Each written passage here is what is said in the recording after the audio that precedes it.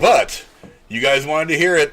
Usually we do this on Drew's show, but now we're going to do it here. We're going to have this 9/11 discussion between Aaron and I. Yes, we are. First things first, let's just kind of go over a breakdown of the events of the day. So, most people old enough kind of remember how it went, but at 8:46 in the morning, 8:46 and 30 seconds, as it is officially noted, an airplane hits the North Tower of the World Trade Center, which is World Trade Center Building 1.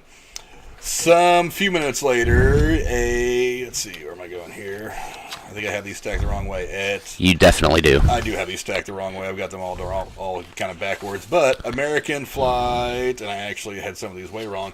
About 15, I think it was 18 minutes later, a flight hits the South Tower of the World Trade Center, which is World Trade Center 2. I think 40 minutes later or so, there is a Flight 77, that hits the Pentagon at 9:37 and 46 seconds officially. And eventually at 10:06 a.m., a flight crashes into a field in Shanksville, Pennsylvania, that was, they say, due to hit either the Capitol or the White House. So that's kind of the boiled down version of the events of the day. We'll go over some other stuff as we go on. Now, there's been a whole lot of changes that have come in the country since then as a result of this whole thing. Most of the changes, obviously, were from security. President Bush, who was president at the time, created the Homeland Security Department, which is one of the things that came about from all this, and named Pennsylvania Governor Tom Ridge the first Secretary of Homeland Security. Obviously, a bunch of different things folded into this new cabinet post. There was, I think security for airlines and stuff all folded in under it and stuff like that. Aaron, were you cussing at Frank to be late? Oh, were you causing Frank to be late? No, actually, most of it was me. Ha ha ha! Most of it was me. I dicked around and played PlayStation this morning instead of finalizing some things, so it was actually all my fault. Fucking close all this shit. I'll not make Aaron take the credit for being a douche, since it was me this time. But obviously there's a lot of security things that have changed, and it had a pretty drastic impact on the way that, we see a lot of things. Because up until this point, there was always this notion that it couldn't happen here. And I was one of the people that thought that. I was like, this kind of thing happens in faraway places or in movies and on TV. It doesn't happen here in the streets of everyday America. And it certainly happened here on the streets of everyday America. As, I think 2,977 is the official death count for this whole thing. So many of those people, their remains were never found, which is even more just tragic because their families never really got the ultimate closure of being able to have a funeral and whatnot. But, and obviously it's sown the seeds of some derision over the years between people like me who, think that the way that it happened in front of us is kind of the way that it happened, and people like Aaron who think that there's some ulterior motive behind all kinds of crazy shit. But before we get to all the craziness and the conspiracy theories, let's ask the obligatory question that people always ask in moments like this. Aaron, where were you when this whole thing went down? I believe I was in school, 6th grade. It was early morning. Actually, not too far from where we're sitting right now. I was just going about my day. As a matter of fact, our teachers for the entire, was it 6th grade? I want to say it was. Yeah, because we were on the other side of the hallway. So, our teachers actually declined to inform us that this had happened. 6th graders, mind you. We're sitting in school, minding our business, learning 2 plus 2 is 4, or 6 plus 5 is fucking 97. Who really cares? And all the adults decided to shield us from it. But all of the rest of the teachers and all the other grades turned their TVs on for their class to see what was happening. I had a friend who lived across the street from me who was in 1st grade, and his younger brother was in preschool, and both of them saw this happen live on television. But our 6th grade teachers decided, nah, we're not going to do that. So I didn't actually learn anything had happened until probably about, I want to say it was probably close to 4 o'clock. I got off the bus, went to walk into my house, and my stepdad comes out of the garage, and he's like, hey, I got to leave. Some shit's going on. I'll talk to you later. And he literally just leaves. I have no fucking clue what's going on. I've got this 6-year-old standing next to me going on and on about how, oh yeah, we gotta watch a big airplane fly through, hit a building. Yeah, it was wild, it was crazy. And I was like, that's cool, bro. I don't know what the fuck you're talking about. Go inside. My stepdad had the TV on news, and I see everything, and I literally just, like, I didn't even get to closing the door all the way before I just sat the fuck down right there in the kitchen, like, what the fuck? And then, what was it, like maybe 2 hours after the fact, we had those Super Hornets take off from Wright Pat, and they broke the sound barrier, literally fucking shook my whole house when they took off and went to wherever they were going to. This was probably like 6 o'clock in the afternoon. But, I mean, it was a wild day. I remember every fucking part of it, even the parts that weren't important. I remember it was insane. Where were you at? I was actually managing a restaurant. I think I had only been married for about a year. I was managing a Subway store in Dayton, and I was the only one that was there at the moment. And, as Aaron makes a ton of noise. Sorry. Fix that when you can. I was the only one there at the moment because, I was always there first, and, I did most of the stuff before any of my crew got there. But I was listening to WTUE on the radio, and for those of you who listen to WTUE, there's this show that's on there in the mornings called Bob and Tom. Yep. And they were interviewing, I forget who they were interviewing. I want to say it was Sebastian Bach, the 80s guitarist. I'm not 100% sure. I was kind of like only partially listening. I was mostly concentrating on getting my store together. And they break away from the interview for just a second, says, some kind of a plane crash in New York, blah, blah, blah. And I was like, okay, whatever. And obviously at the time, nobody really knew anything when it first happened. It was just plane crash in New York. But, sorry, I'm typing while I'm talking. But, doing all this. Yeah, I'm not really sure why it decided to shit all over everything, but there it is. Yeah, but so I just kind of went on about my day and did what I was doing and yada, yada, yada, and they keep going on with the thing. And then it says, I don't know why my laptop's doing this, but then it says, apparently the plane crash in New York is serious, blah, blah, blah. And I'm like, well, any plane crash is serious, but whatever. And then they went to a commercial, came back, and started the interview again. And like I said, I was kind of listening off to the side. I was busy trying to get my store together at the moment. And they come back and said that there's apparently been a very serious, it's been a passenger jet crash.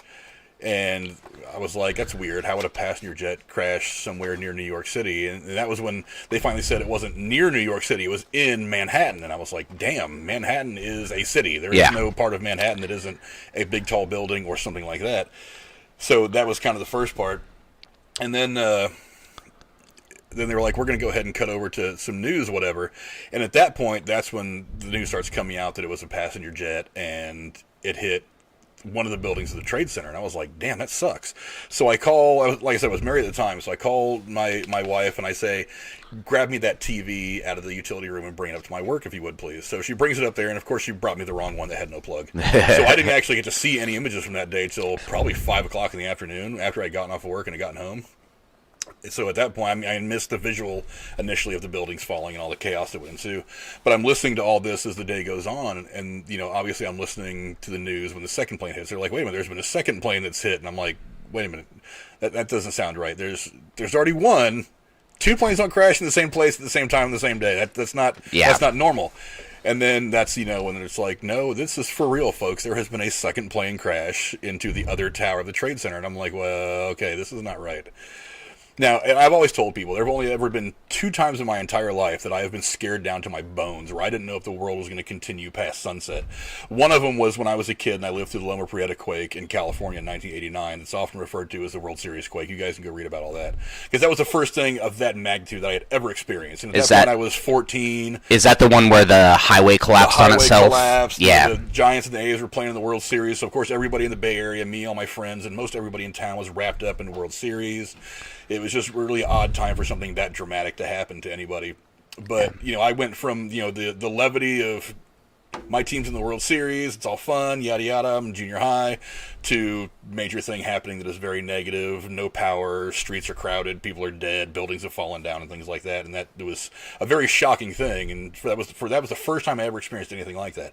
The second time was 9/11, because once that second plane hit and you start realizing, wait a minute, this is not the norm. It's like a plane crash happens, terrorist hijackings have happened, hijackers crashing planes has happened, but not two like in the this. span of a half an hour, Yeah. two crashing into not just a building, not just two buildings, but the World Trade Center towers that were for the longest time the tallest buildings on the planet. It's like this is something deep. And then as the day kind of goes on, then it becomes, actually I think before the news of the Pentagon, there was news that there was a car bomb that had exploded out in front of the State Department. I did not hear about that, actually. That's something that was said in the initial onrush of information that ended up being disproved, that ended up not being true. Ah, gotcha. Oh, you know what? I forgot to put the freaking alerts on here. My fault, guys. But yeah, we just got. Did you fix that yet? I'm going to, but I mean, my laptop. No, I don't know what I got to click on to do all that right now. As long as you got the password, I can do the rest of it. But you know, the whole, I mean, so there was that going on, and I'm like, wait a minute, are we legit under attack right now? Because this is some serious shit. And we'll get to the thing in just a second, Casey, before I start going through all that. All it needs is your fucking Microsoft account. But I don't use Microsoft. But you obviously have one. It's not letting me do shit else. yeah, it's not using my password, so we're screwed on that. But God damn it. My laptop never does that. I hardly ever use my laptop for anything other than All right, printing. well, let me fuck with it some more.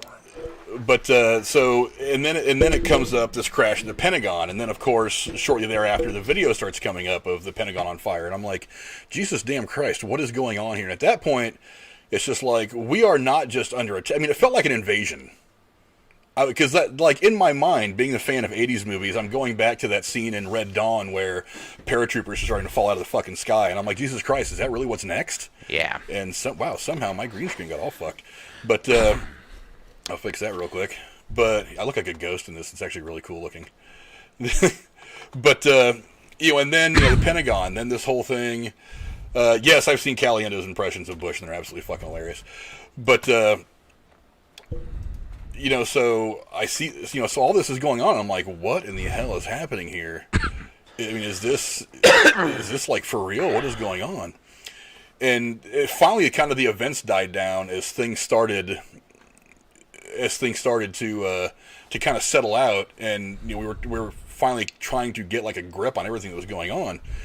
And it was like, no, Casey, you didn't screw up the show. I just didn't have the alerts on here because I didn't know if anybody was even going to send in super chats or anything, but or stuff from Streamlabs. But I'll get it on in a second. And yeah, I know I was disappearing. My green screen went wonky for a minute, but yeah, it's just, and finally when things started to settle out a little bit, it was like, Jesus Christ, what the hell is going on here? So I remember I got off work, and at work we were dead all day. I think we had like 3 or 4 customers all day in a store that's usually pretty busy. It was just one of those things where people were glued to their TV, and so I mean, they ended up closing my store not too long after I left. The night manager was just like, screw it, I'm out of here. Which, you know, wouldn't have mattered much. I mean, like I said, everybody was at home. Because, like, you know, the intersection of, like, Smithville and Linden and Dayton, yeah, you know, that intersection? Like, that intersection. It's like, it's a busy intersection. I left there at 5 and there was nobody. Well, nobody wanted to fucking leave their houses, man. It was like, yeah, everybody was glued to the TV. It wasn't even just that. People were just afraid. Yeah, people were truly scared. And then to top it all off, and I think I've talked about this on Drew's show a couple of times, there was this Page Manor, this military housing where the families live over here by the Air Force Museum. Yeah. That day of all days, a transformer blows. and you know what I'm talking about. Yeah.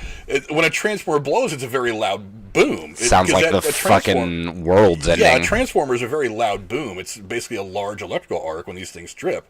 And so people were like, oh my God, there's a bombing at Page Manor. They've blown up where these military families live. There was a small fire that had gotten started over by the VA Medical Center in Dayton that they were just like, oh my God, it started when a small plane crashed over by the VA. And it was like, all it was, I think a couple of kids were screwing around with playing with fire and started a brush fire over there in the middle of Dayton somewhere.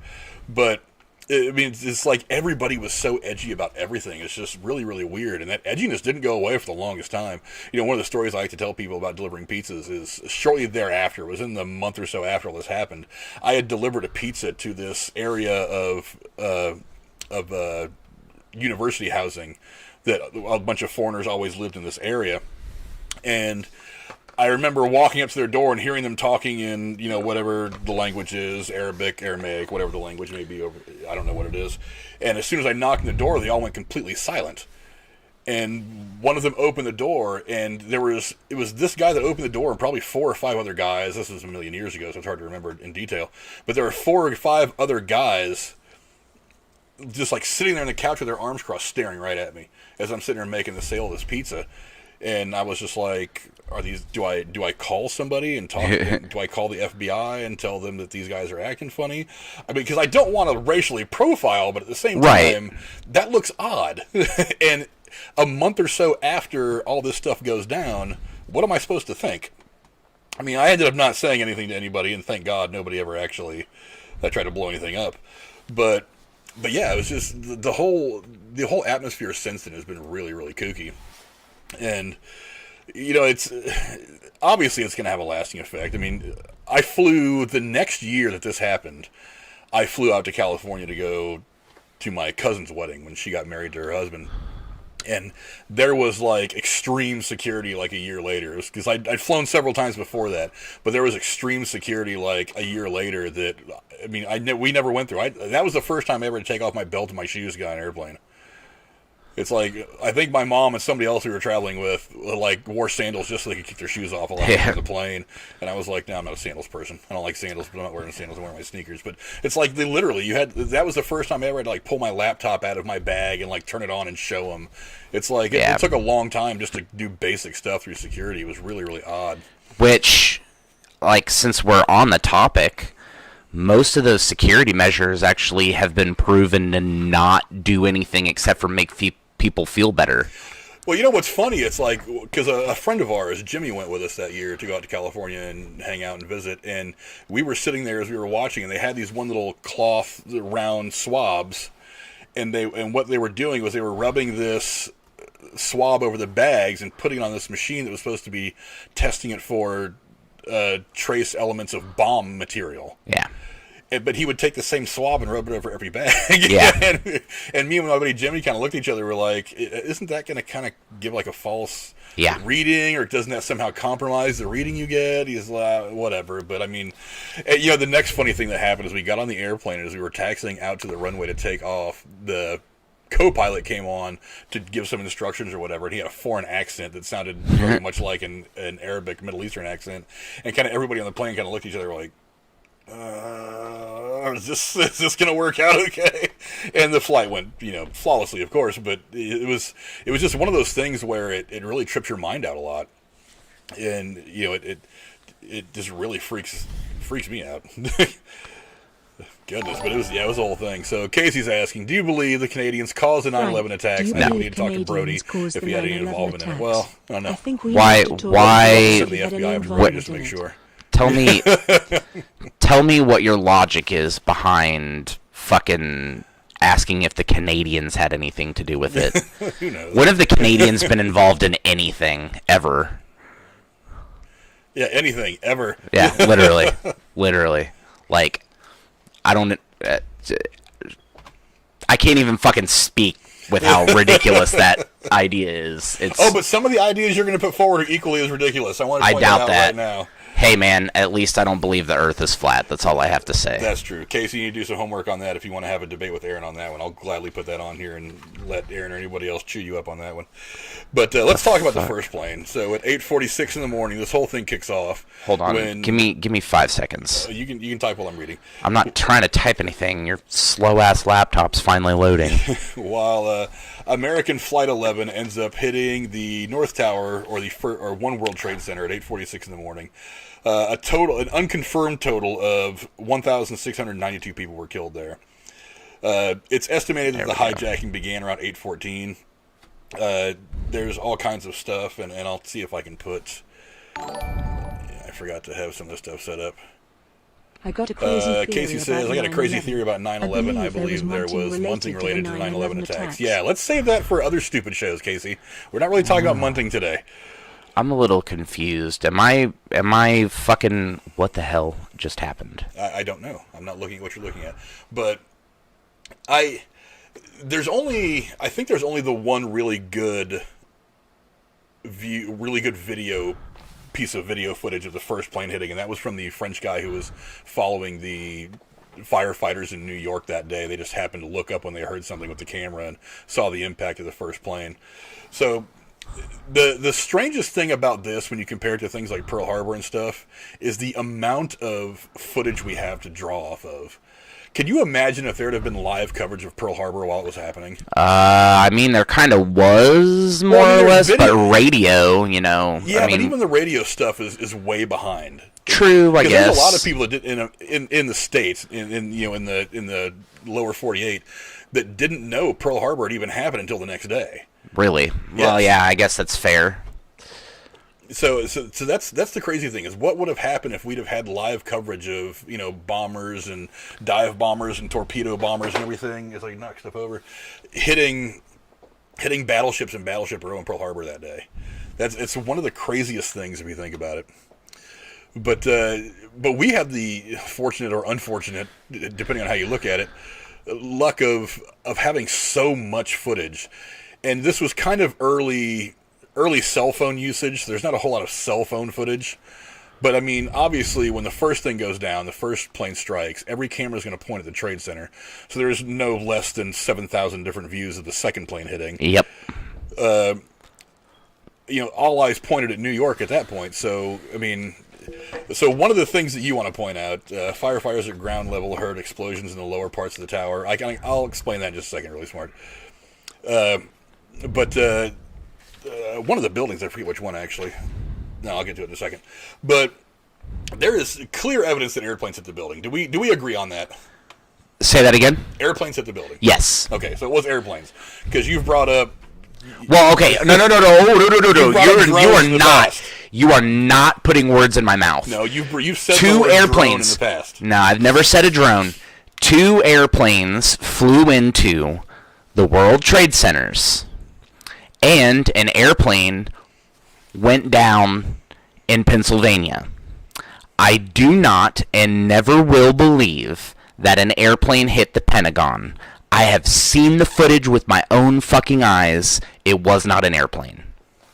You don't think it was an airplane that hit the Pentagon? I know for a fact it wasn't an airplane that hit the Pentagon. Well, let's go right to that one. Motorist Lenny Lineman, who was on the I-395, which is the highway that goes... Where is this at? It's in the bottom of the... Well, I think I have 2 of them labeled. Which flight? 77. Okay. Because I think I may have printed a couple of the wrong ones. No, you're fine. I've got it. But it said, he saw the airplane pass over at a steep angle towards the ground and going fast.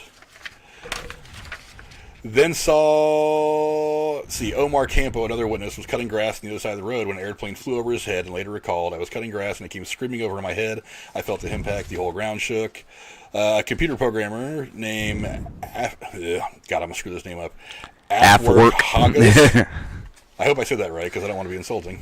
I don't know if he's watching or not.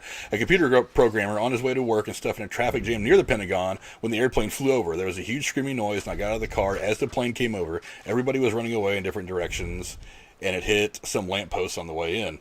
A reporter, Mike Walter from USA Today, driving on Washington Boulevard, witnessed the crash. So he looked out his window and saw this plane, a jet, an American Airlines jet, coming, and I thought, it doesn't add up, it's real. Hello? It's real. Yeah, it's real. I think it cut off.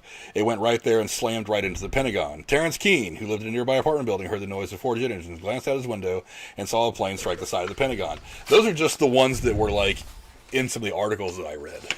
Not to mention the hundreds of other people that were probably traveling that highway at the time that the plane came in. So you're saying it was a missile. You've said that several times. Yes. Okay. So you who weren't there, you who were in 6th grade, yes, are 100% convinced and have some kind of proof that it was a missile, right? I can't find it anymore. I can't find the exact video that I saw before, but yes, I did.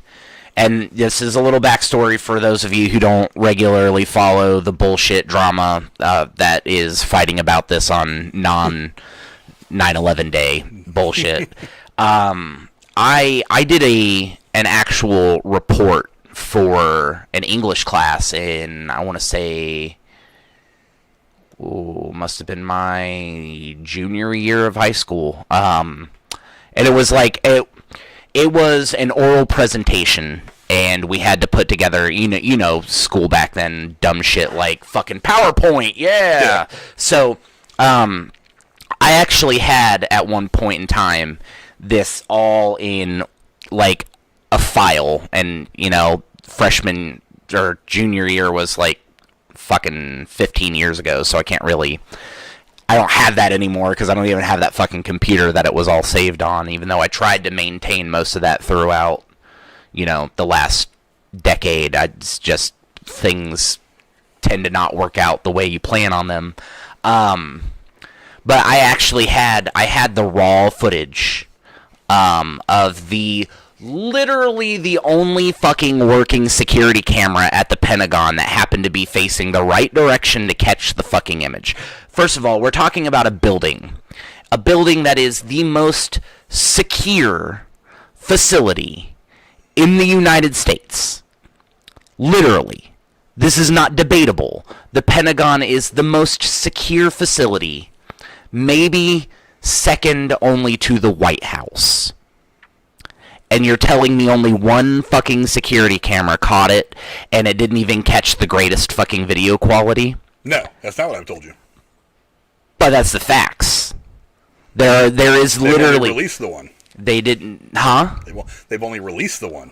Why would they only release one? We've talked about this before. Why would you show the enemy how they beat you? That doesn't make any sense. That makes perfect sense. No, it doesn't, Frank. That doesn't make any... You don't release that. You don't release the footage. You don't release the footage of a terrorist attack after it's been perpetrated, but you'll show the fucking after. That doesn't make any fucking sense. It does make sense. No, it doesn't. Pentagon. And the video footage they probably have that they never put out. The video footage clearly shows a small subsonic object hitting the building. The airplane that they said hit the building was about as tall as the fucking wall was, and the object that hit the building in the fucking video that they did release was as big as a fucking door, not the whole fucking wall. You can't look at something and go, well, it was traveling too fast for light to fucking capture it? What are you talking about? It wasn't traveling too fast for light to capture it. That camera was one of those ones that only captures like a frame a second or something like that. It wasn't digital at the time. It wasn't capturing everything. I understand that. But you can't say that an object that is clearly depicted in a video as being smaller than an object that you are claiming hit the fucking building is the object that you're claiming hit the building. That doesn't make any sense. So hundreds of witnesses that were on the ground that day are wrong. Hundreds of witnesses could have seen the airplane, but I do not believe an airplane hit the building. What did they see? An airplane could have flown over it. Do you have any idea how many times a day, and especially in the area that we live in, that somebody sees a fucking military aircraft and incorrectly identifies it as a passenger craft? How many C-130s do you see in a fucking afternoon? Well, I could probably walk out in your backyard right now and see 4 of them. The C-130s are all painted like matte black or a super dark gray or brown. They're not painted with logos and stuff on the side. Maybe they are when people are trying to be fucking duped into something. I would be able to glance up at them and say that's probably not a passenger jet because they don't allow passenger jets to land at the flight line that is just a few blocks from here. So, I mean, a little bit of deductive reasoning will tell you that you're not going to see a American Airlines flight come down out of the sky and land at Wright-Patterson Air Force Base. The blast patterns, the shape of the destruction, all of it point to a cruise missile. Speak of the devil, there goes one right there. A cruise missile or an airplane? No, that airplane. Are you sure? Do we have witnesses? Do we have video? Do we have witnesses? No, we don't. But the point being that the blast pattern, the shape of the destruction, everything about the Pentagon being hit is so shrouded in all of this bullshit. The fucking damage does not look anywhere close to the same that the damage did at the trade centers. The fact that that wing was completely fucking empty of people because it was being renovated is another huge thing. The fact that it actually wasn't completely empty because people did die in the building. It was people did die in the building. You're not wrong, but were any of them fucking people that work there normally? All the people that fucking died in the Pentagon were people who were there renovating it. Because the whole section of the fucking building that got hit was under renovations and nobody was currently using the offices. They were being used. Because people died in the building. That's why they were there. Give me a second. I'll pull up a picture of it. I can show everybody. People who died in the building, from what I remember, and now I could be wrong about this, but from what I remember, the people that died in the building were people who were there doing maintenance, doing construction, people who were fucking cleaning, not fucking military personnel who were in meetings or discussing fucking terrorist attacks. The wing was completely empty. The blast pattern is consistent with that of cruise missiles. There was literally no fucking debris in any picture except for one wheel from the landing gear. There was no fuselage. There was no fucking seats. There weren't even fucking bodies. There was no evidence. The only thing that you could see from the destruction of the building was the fact that the building was destroyed and a few pieces of small things, like I said, the landing gear that you could be seen. And I've mentioned this before, but you've blown it off for whatever reason. There are fucking light poles on the path that this plane would have had to have taken to strike the building to create the fucking blast pattern that it did. There's actually pictures of a light pole that actually fell down and hit a taxicab. There's fucking light poles in the path of the thing that aren't falling. I'm not saying that an airplane didn't come through the area. I'm not saying that an airplane didn't come through the area lower than it probably should have. So what happened to the airplane after? So you're saying that the missile was flying underneath the airplane? I'm not saying it was flying underneath the airplane. I'm saying it was likely launched from the airplane. So it was launched from the airplane? Yes. So nobody saw the airplane fly away that launched the missile? Well, let's go back to the quotes that you have on here, if I can actually find the fucking paper again. Let's see. Everybody was running away in different directions. You think nobody would have looked back or looked up? Absolutely, I think that. Because it's called misdirection. Nobody's looking at the sky, they're looking at the fucking hole in the building they just saw happen. On the Pentagon, because the other attacks was maybe that's the reason why it was flying so low. You think there wasn't a giant puff of smoke and the fucking thing... it's literally... A plane did not hit the Pentagon. I may not be able to perfectly articulate exactly what happened, but I can promise you the evidence supports the fact that a plane did not impact the Pentagon. Because it's looking like it did. I've got a picture of the Pentagon up on the screen right now. What it's been said is that the plane hit at a 45-degree angle, and that I think in the Fox News coverage, the reporter that was on scene described it as being 100 to 150 feet wide. You know what the wingspan is of the airplane that hit the Pentagon? No. What is it? 147 feet. Say that one more time. The guy, whoever was doing the Fox News coverage said that the hole that was in the Pentagon that he could see, now this is while it's burning and all that, so who the hell knows what he was seeing through his eyes, was 100 to 150 feet. The wingspan of the airplane that hit the Pentagon was 147 feet. So it's certainly within that range, right? Also, they've also said that the wings not carrying as much mass as the fuselage itself is one of the reasons why that there isn't a wider one.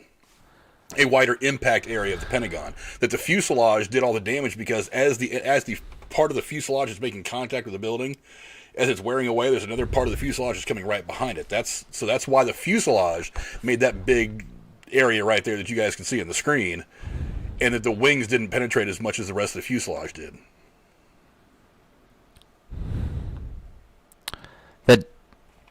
That doesn't make sense. Well, the only way to truly test this is to build a Pentagon and fly an airplane into it. I mean, that's what's hard about a lot of this is you can only do so much simulation in the computer. It's actually funny that you mention that because one of the things that I wanted to do that I've wanted to prove for the longest time is just why doesn't Jeff Bezos do this? Jeff Bezos, you've got what is it, like $290 billion? I want you to build the Pentagon brick for brick in the middle of the desert, as well as World Trade Centers 1 and 2 in the desert, and we'll fucking fly passenger planes that are being controlled by drones into them at the exact fucking points. And if the shit doesn't do exactly the same thing, then we know somebody's fucking lying. That's literally the only way anybody's going to believe any of this in the first place. Casey just sent in a thing that said, I believe it was a plane attack of the Pentagon because the other attacks was a plane. I guess deductive reasoning kind of makes that easy. Also, if it was a missile, wouldn't the government would see the missile on radar? The government fired the fucking missile. Oh my God! That is, I mean, if that was the case, that makes sense. However, you would also have to say that, like, look, that whole area of Virginia and Washington is just ringed with military bases, especially Navy. So if they were to have fired a missile, they would have to get all those military establishments that are around that part of the country to just turn the other way and not pay attention. Alex, I feel like Kurt Cobain right now. It may have been Kurt Cobain. You never know. Fucking Kurt Cobain had the best alibi. He was dead already. Frank's going to have to fucking buy a new green screen because I'm going to Jackson Pollock my brains all over it. But, see, this is what happens. This is what happens when you try to argue with me. I start bringing some logic. It's not logic. What's not logic? I saw it with my eyes, Frank. You can't tell me what I didn't see. Hundreds of other people that saw something different. You're telling all them that they're wrong. Yes, I am. You expect me to believe you, but you're expecting me to believe that all these other 100-something people that were in traffic that day didn't see an airplane. Yes. No, I didn't say there wasn't an airplane. I said the airplane didn't hit the building. So there was an airplane there. And the airplane vanished after it fired a missile. Yes. It vanished. Is that really all that fucking surprising? That an airplane simply vanishes? Unless you're that Malaysian airline flight that vanished somewhere in the fucking down in the fucking South whatever Atlantic, then yeah. Planes don't generally just vanish. Yeah. I wasn't making fun of you, Alex, so if you took it like that, whatever. I make fun of you, screw Alex. I don't give a shit. I had proof, Casey. I had a fucking video. Like I said, I did... okay.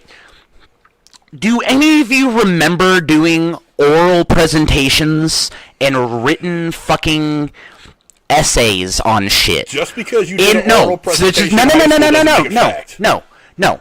I'm asking you if you remember doing oral presentations in high school for an English class and what the requirements were for you in order to cite shit. It has to be from a fucking non-Wikipedia. Like, I did real-ass fucking research on this. And granted, I'm coming to the table today unprepared because life's been fucking hell the last 2 months. But I did real-ass fucking research on this. I had proof, I had cited sources, I had video documentation of everything, and I also had overhead of both towers, the field in Pennsylvania, and like a full-ass like 3D rendering of the Pentagon showing damage from the front of the building to the interior courtyard section.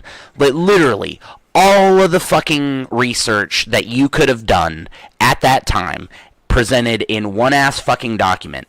I promise you, it is possible for people to say they saw something and be mistaken.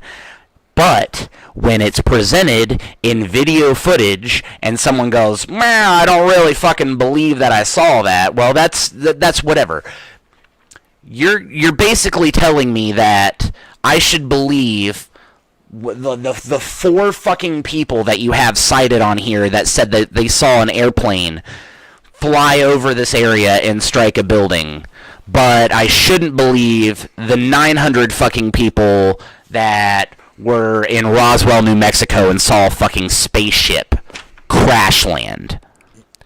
I shouldn't believe that because their eyewitness testimony isn't worth it. But these people's eyewitness testimony is. Covering up something in 1953 is a lot different than covering up something in 2001. Yeah, it's harder because people have fucking proof, like video surveillance that shows not a plane hitting the Pentagon. And yet you're still sitting here saying, well, I saw the footage and that the camera was just so bad that it just didn't pick up the whole fucking plane in the span of time that it had. There's literally a whole ass second that you can see the fucking body of whatever the fuck it was that hit the building on the footage, and it was not a fucking airplane. It wasn't. So you still think it was a missile? Yes. Despite hundreds of people that saw an airplane? Hundreds and hundreds of people see fucking aliens, Frank. I don't care what people see. I care the facts that are presented to me, and the fact that was presented to me was surveillance footage from the Pentagon that shows, in fact, not an airplane hitting the fucking building. From fucking videos and articles shortly after the Pentagon was hit by whatever did hit it, not showing anything damaged in the fucking flight path. The fact that you're saying a 45-degree angle managed to strike through 5 layers of the Pentagon to damage a hole in the back that's consistent with the blast pattern of a fucking cruise missile. You're literally, and I'm the one who's being told that I'm not fucking believing the evidence. Like, there's only 5 people rings to can the be Pentagon. wrong. It didn't get all through 5. Yes, it did. 5. Yes, it did. The picture's up there right now. There was damage into the 3rd ring. There was damage into the 5th ring. Look at the back of the building. I promise you. That's fired on the rooftop that spread. Not what I'm talking about.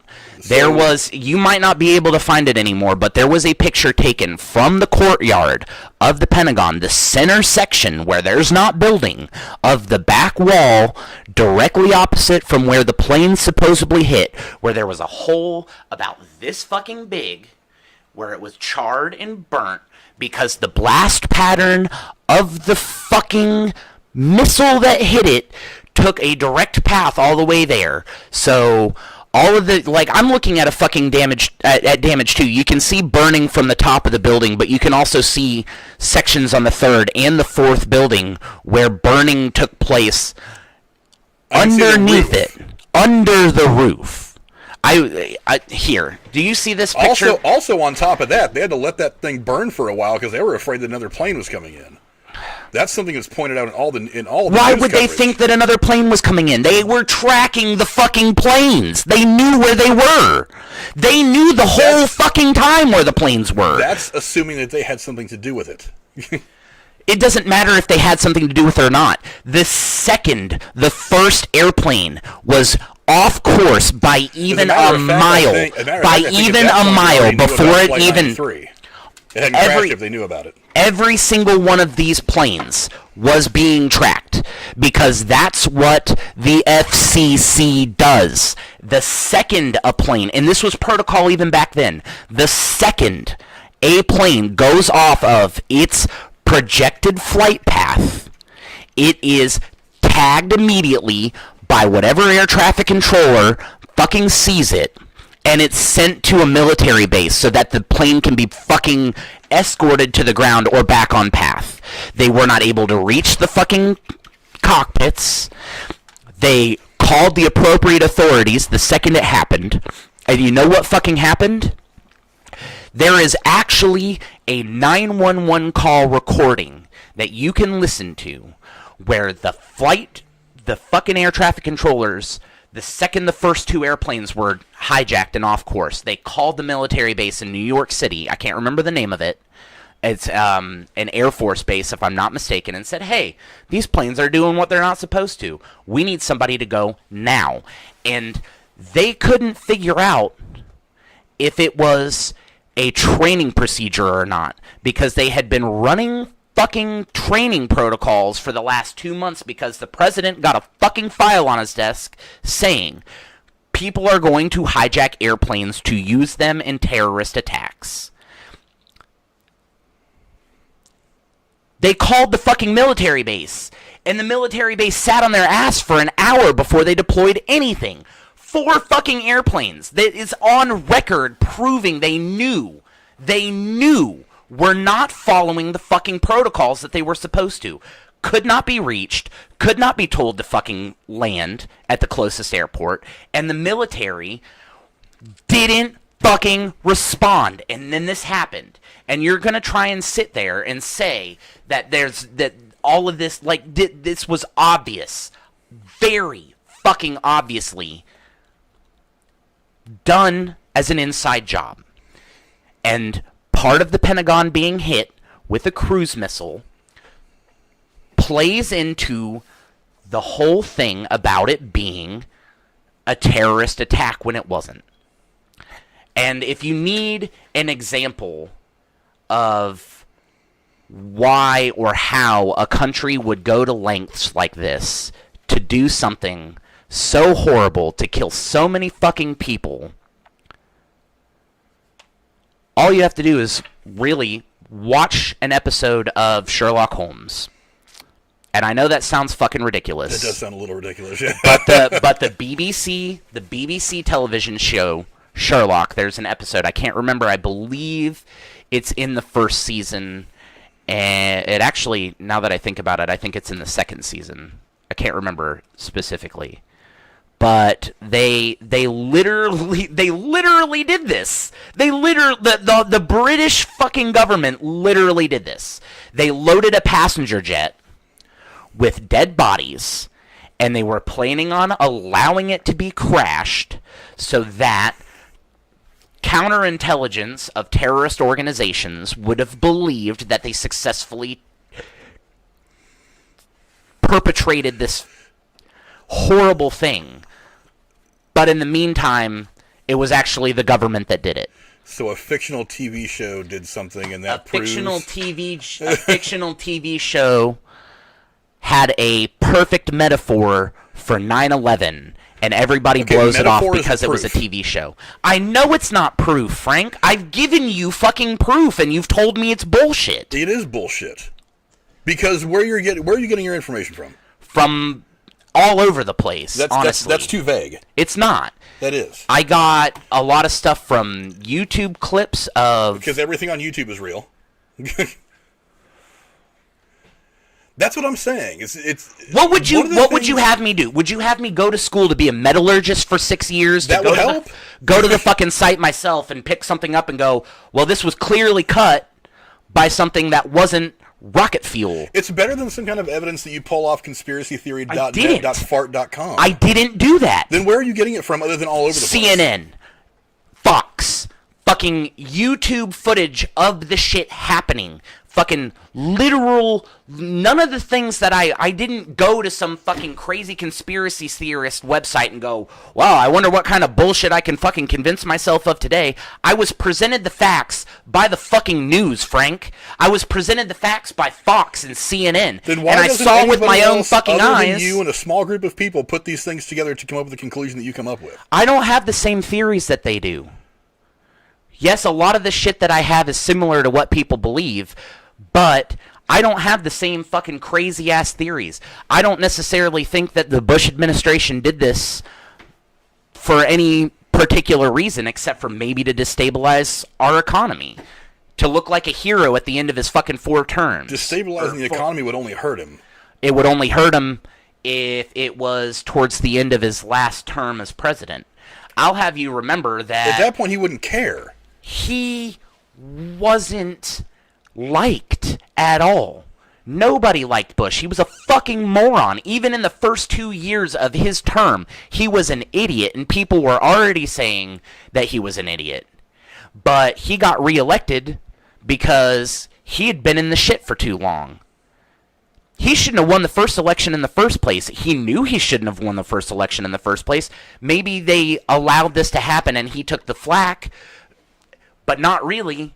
So it would destabilize the economy and force America to put their trust in someone who obviously doesn't know what the fuck they're doing to ruin our fucking country some more. And look at it. Look at where we're at today. So 9/11 was meant to help Bush ruin the country? It was meant to reelect him, possibly. I'm not backing that 100% because I don't know there could be even more beyond just the president being involved. The president might not have been involved. It could have been literally any other fucking organization that's part of our government that has that kind of authority could have done something like that. Fuck. You're going to tell me that you trust the CIA and the FBI? I fucking don't. I've seen what they've done. My whole fucking life I've seen the shit that they pull. The NSA, they literally just came out and proved that Edward Snowden, they proved that what he had released to fucking whistleblow against the NSA was real. He really presented real things saying that the NSA was illegally surveilling cell phone information. Let's stick on 9/11. The point I'm getting at is all of these government agencies have their own types of oversight, their own types of plans and priorities, and it is asinine to believe that not a single one of them had anything to do with this. There's too much mounting evidence that may not support or may not be proof enough to say the government did this, but there is enough evidence, there's enough eyewitness testimony, there's enough testimony of everything. Eyewitness testimony matters. I never said it did in the first place, but so you're going to use... why are you so quick to discount the hundreds of people that saw the plane hit the Pentagon? Because people can be wrong, Frank. But equally there's a difference between... the people who think they saw your side could be wrong. There is. You're not wrong. You're not wrong. That is 100% accurate. There are people who support my side who can be wrong. There are eyewitness people on my side who could have seen something and not understood what they saw. But you're not going to compare some Joe Schmo fuck-all who got out of his car to run for his fucking life to an electrician who was in the fucking building the week before talking about how they shut down these floors, the same fucking floors that got hit. You're not going to tell me that his testimony means the same as some yahoo who fucking got out of his car and ran. Didn't even actually say he saw shit. He said he saw a plane. He said everybody was running for their lives, and then there was an explosion. He didn't say he saw the building hit. No, he didn't say he saw the building hit. He said he saw an airplane. That is literally... not an airplane with a missile underneath it. Not a missile. He saw an airplane. Like you can fucking see a missile on an airplane before it's fired. Do you have any concept of how these things work? Yes. Do you really? Do you have any concept of what happens when an airplane hits a building going 500-something miles an hour? It leaves fucking debris. You're telling me that explosion didn't destroy an office chair, but it somehow disintegrated the entire fucking airplane? Are you out of your mind? Well, the airplane is traveling, when it hits, at 530 miles an hour. And it hit over the Navy Annex building adjacent to Arlington National Cemetery. It impacted the western side of the Pentagon in Arlington County, Virginia, blah, blah, blah, blah. Yeah, so it hit going 530 miles an hour. At a 45-degree angle. Yes. Not 45 down. No. Not 45 down. 45 from 45 from the whatever direction. So it's like if the building is right here, it didn't hit at a 45-degree angle down. It is at a 45-degree angle coming in. At a 45-degree. That doesn't make any fucking sense either. Because it goes in a straight line all the way back. Well, then maybe you should call the guys that worked on the 9/11 report and tell them they're wrong. I mean, I have a copy of the Warren Commission report. Oh, sorry. The 9/11 Commission, not Warren. 9/11 Commission. Warren Commission sorry. was Kennedy. Warren Commission was Kennedy. I'm sure that's something we'll go into in November. Who was it? Who was it that did the 9/11 report? I can't remember. It's just called the 9/11 Commission report. I forget who actually ran the thing. Eisenhower 9/11 Commission report or some bullshit. I've got it behind me. I've got it at home as well. And yeah, I 100% believe that most of the stuff that's in that report is a lie. You want to know why I believe that? I'm sure it's incomplete. I'll give you that I don't much. even think it's incomplete. I think it's a lie. I think a lot of the stuff that's presented in that is what was presented to the American people to shut them the fuck up about it. That's all it is. It's the same thing as the Warren Commission report on the assassination of JFK. It was released. They still don't know how the fuck he was hit twice, why his body jerked around, But you still hear a lot of people claiming this, that, and the other, and there's fucking video evidence of that too, but people are still like, no, it was definitely this guy who had a magic bullet. Literally the fucking words that are used. Magic bullet. I don't want to go into the Kennedy thing. We'll save that for November. Fucking... We'll save that for November. I'm sure it's going to be another thing. Okay, let's get off the Pentagon, and let's go back to the World Trade Center. Too sweet, by the way. Jet fighters carry missiles under the belly, and they are visible, and they're under wings. But we're talking about an airplane that was built to look like a passenger jet that probably had a cargo container inside of it. And as you may or may not know, cruise missiles are not fired from a mounted position. They're dropped, and then they fire. It's a propulsion system, almost like what bombs have. The shit would have fallen out of a fucking cabin, or compartment, or the bay, or whatever the fuck you want to call it. And then, as it was falling, it would have activated. Well, that leads to an interesting question, a technical one. And I don't know the answer to this right offhand. I don't know if you do or not. How far is the distance that it falls before it activates and goes off on its own way? I'm not really sure about that. Because but there is... if the plane is very low, the plane would have to be very low, right? Because if now, for argument's sake for a second, let's say it happened exactly the way you say it happened, that a plane came in and let loose some kind of a guided missile or something like that. It's only, at that point, 100 and something feet off the ground? Or not very high off the ground. Fair. I don't know what it is. Would that drop and hit the ground first? What is the distance that it drops and it activates? I don't know that answer. That is not something that I have the information to give you right now. And I have a feeling that if I'm sure it could be tinkered with. I have a feeling that if it was something that I did know from firsthand knowledge of being in the military, it would be something that I'm probably not allowed to share on a public forum. Probably, maybe. Yeah, that sounds a little too technical for access to regular people. I don't know if it's something you can find on Google. But yeah. let's leave the Pentagon now, since we've obviously talked that one to death, and let's go back to the World Trade Center where all this started. Now, absolutely. You are one of the people that says Building 7 was brought down by for nefarious reasons. Building 7 is the one that was not struck, correct? It was the one that was not directly struck. Buildings 1 and 2, the two towers, are the ones that were directly hit by airplanes. Most of the buildings in the World Trade Center complex, one was a hotel, several buildings in the World Financial Center were destroyed, things like that. Now, I've got something up on the screen right now showing the angle in which the planes hit and where they found some pieces of debris. Now, you can clearly see World Trade Center 7 on there. Now, you can see where the World Trade Center 1, when it was hit, they found that piece of debris in the upper left-hand corner. I don't know exactly what it says right there. It's landing gear is what they found. Now, you say that World Trade Center 7 could not have been hit by debris from the initial impact. Correct. That's what you said. Okay. I'm pretty sure I said that. If you look at those two X's in the lower right-hand part of the picture. I need a diagram, because I might be thinking of Building 3, which is one of the other ones that was on fire, if I'm not mistaken. Okay, well, you always talk about... Building 7 is the one that a lot of people talk about. How did Building 7 come down? It had to have been brought down from controlled demolition. I've heard stories about how firefighters are pull the building or whatever, meaning they're going to, whatever... That the firefighters were apparently going to destroy it for whatever reason. Yeah, and then I remember the fire chief going, we've literally never demolished a building like that, ever. So, I've never heard anybody say anything like that at the ground level at 9/11 that day. I don't. Not that day, but it was several months after the fact. Somebody was doing a report, and they had Actually, the more I think about it, I think it was on Fahrenheit 9/11, where Michael Moore actually sat down with the New York City chief of the fire department, and he was like, yeah, I don't know where you're getting the information from that people were saying that we were going to pull the building, but we've literally never pulled a building ever. So he's trying to defend himself. I suppose so. Okay, because the way you were starting to put it off there is like he was saying, we've never done it like that before, but we have something to do with it now. No, he was literally saying, we have never done that. That is not a protocol the fire department has. They are not authorized. They don't have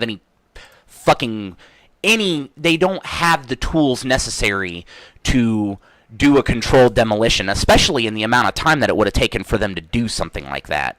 From when the fucking buildings were hit to when this one fell, you expect me to believe that they were going to pull the fucking building down? That even the fire department was like, we don't fucking do that ever. We don't. They don't have knowledge of how to do that. How would they have done that in the first place? Is basically what he was saying. That's not a thing that happens ever.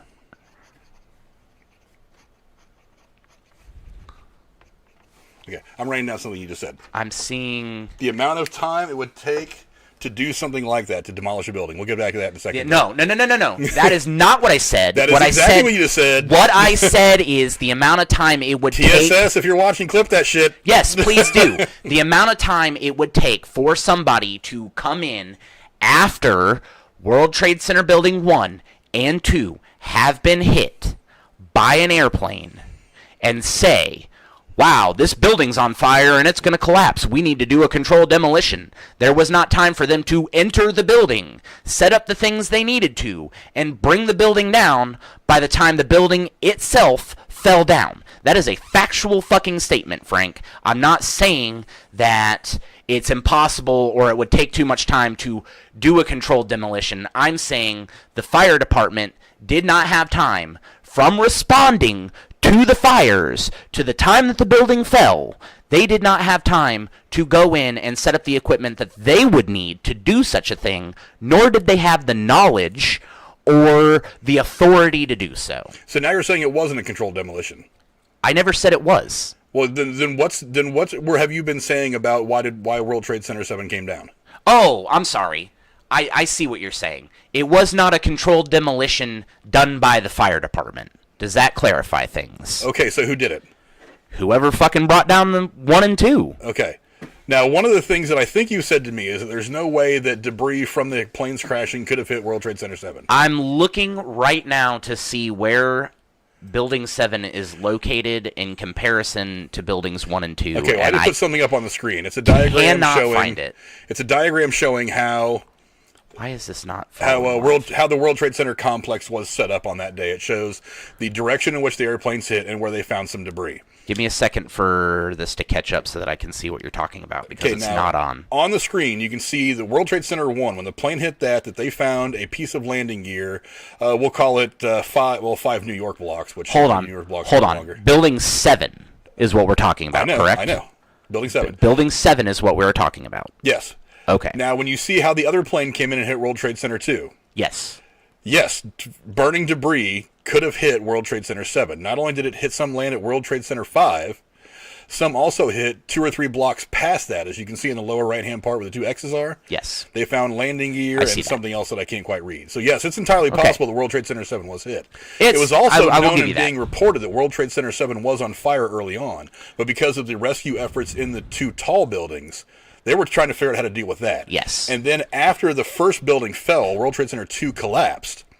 They were unsure of the structural stability of World Trade Center 1 and started pulling firefighters out and evacuating the area even more. Nobody even bothered trying to put a drop of water on whatever fire had started in World Trade Center 7. Fair. World Trade Center 7 just burned. Okay. That's probably one of the things that led to its collapse. Nobody bothered to even look at that building. They were all too worried about what was going on in the tower. So you're telling me that falling debris from World Trade Center Tower 2 struck World Trade Center Tower 7, started a fire, and that fire by itself brought the entire building down. If it is left unchecked for several hours? How?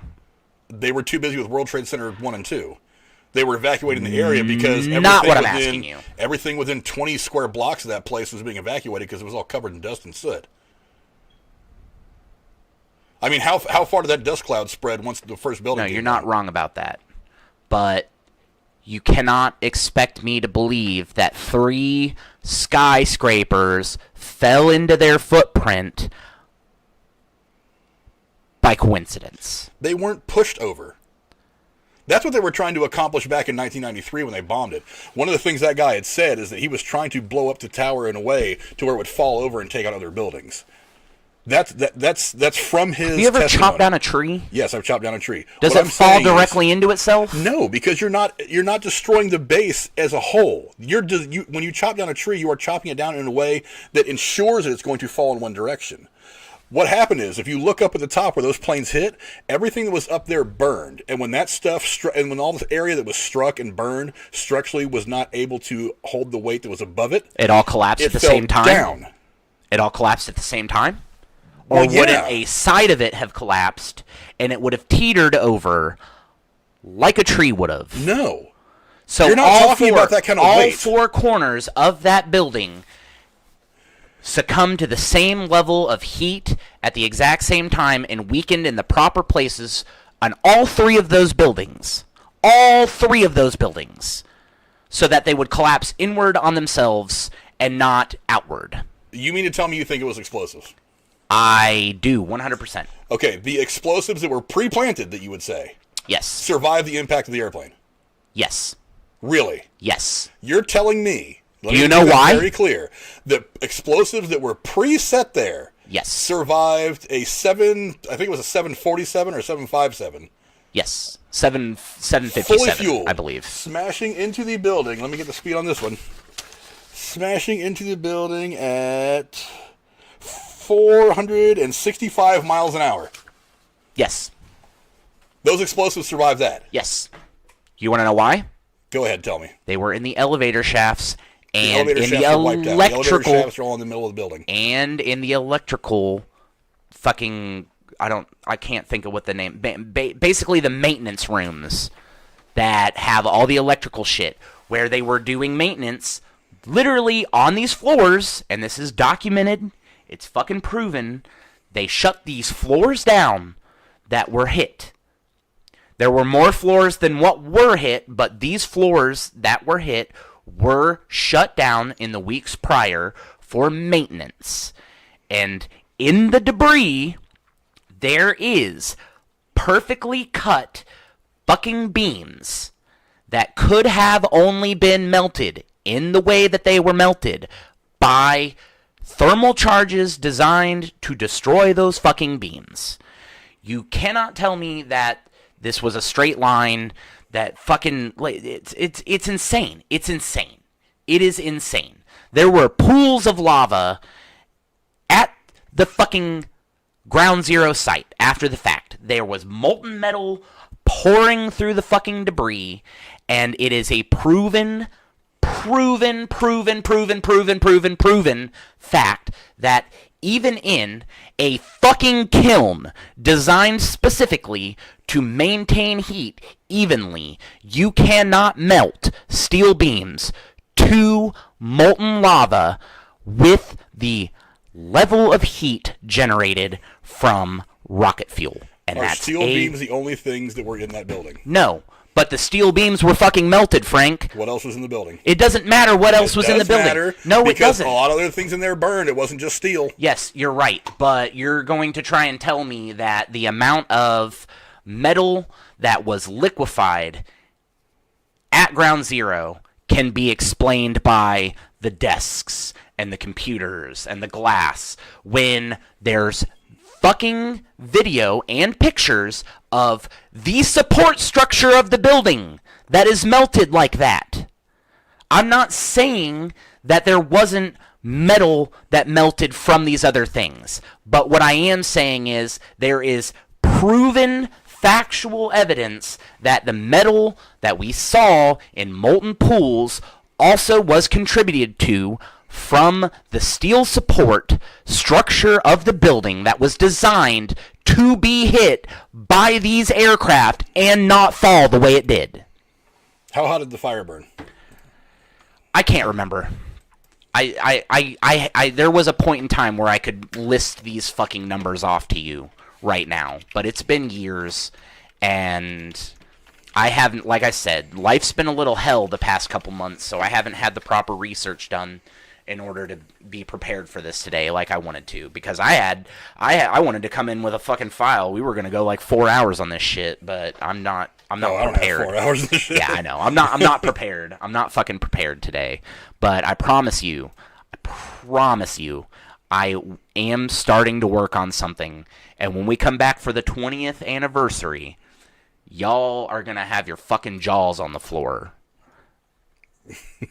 I think you've got their jaws on the floor now.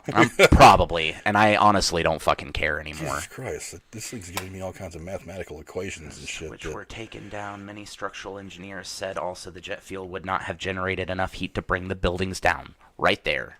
So somebody else So one knows. structural engineer. Many structural engineers, not one, many. How many structural engineers are on the planet? Who fucking cares? Do all of them say that? Because there's a whole lot more than just many that say that burning jet fuel did it. And on top of that, one of the things they've also said... Burning jet fuel, refined kerosene, doesn't truly burn hot or it would melt the engine as it was operating. In an open fire, it will burn at 500 to 700 degrees, while in a controlled burn, it can get as hot as 1800 degrees. This is a building that had 2 sections of the fucking windows blown completely out. I don't know if you've been up that high before, but if there's a fucking way for the wind to blow through it, it's going to blow through it. And the speed at which the wind would have been blowing would not have been conducive to fueling the flame. It would have been more conducive to snuffing it. 1800 degrees in a controlled environment is the highest temperature that you can get from jet fuel. In order, what is the temperature to melt steel? What grade? I don't know what grade steel it was. Temperature. It says grade 410. I don't know what grade 410 is. Melts structural steel.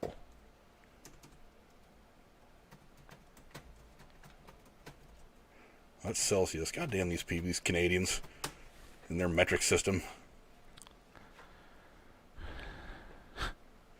What was the one I was looking at a minute ago? Oh, hell, I don't know. So it takes 2,300 degrees Fahrenheit to melt cast iron. Cast iron is impure steel, so I imagine the temperature would probably be higher to melt steel. I'm not seeing that. Steel alloys engineering clicks right here. Let's see. So you don't think that the plane's hitting would have damaged it enough to where structurally it wouldn't be able to hold the weight of everything above it? It was built to withstand being hit by these airplanes. A 737, which was the largest commercially built plane at the time. So we These go are up 2 fucking 757s. size groups and That's suddenly all- it's too much? Have you been on a 737 and a 757? I have been on a 757. I cannot confirm whether or not I've been on a 737. There is a huge size difference. A 757 is one of the ones that carries like 150 people. The 737s only carry like 100. There is a huge size difference. Not only that, there's a huge difference in the amount of fuel that they carry. And on top of that, they've also said, and one of the things that I had read, that it wasn't just the area that was hit. Burning fuel actually poured down the elevator shafts in the lower parts of the building and started fires on other floors, including the ground floor of, I think, One World Trade. So yes, the whole damn building was one gigantic Roman candle that was burning. It was on fire. It was Hades in there. It doesn't matter.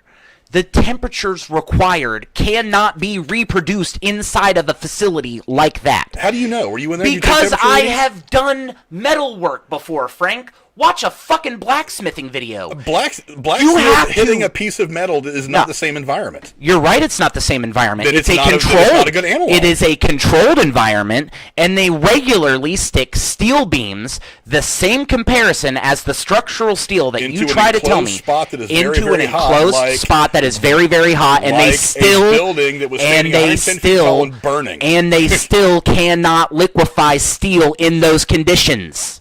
They still cannot liquefy steel in those conditions. Who said all the liquefied steel was even from the beams, the support beams? There's visual of the fucking support beams melted, Frank. Melted. The support beams are melted.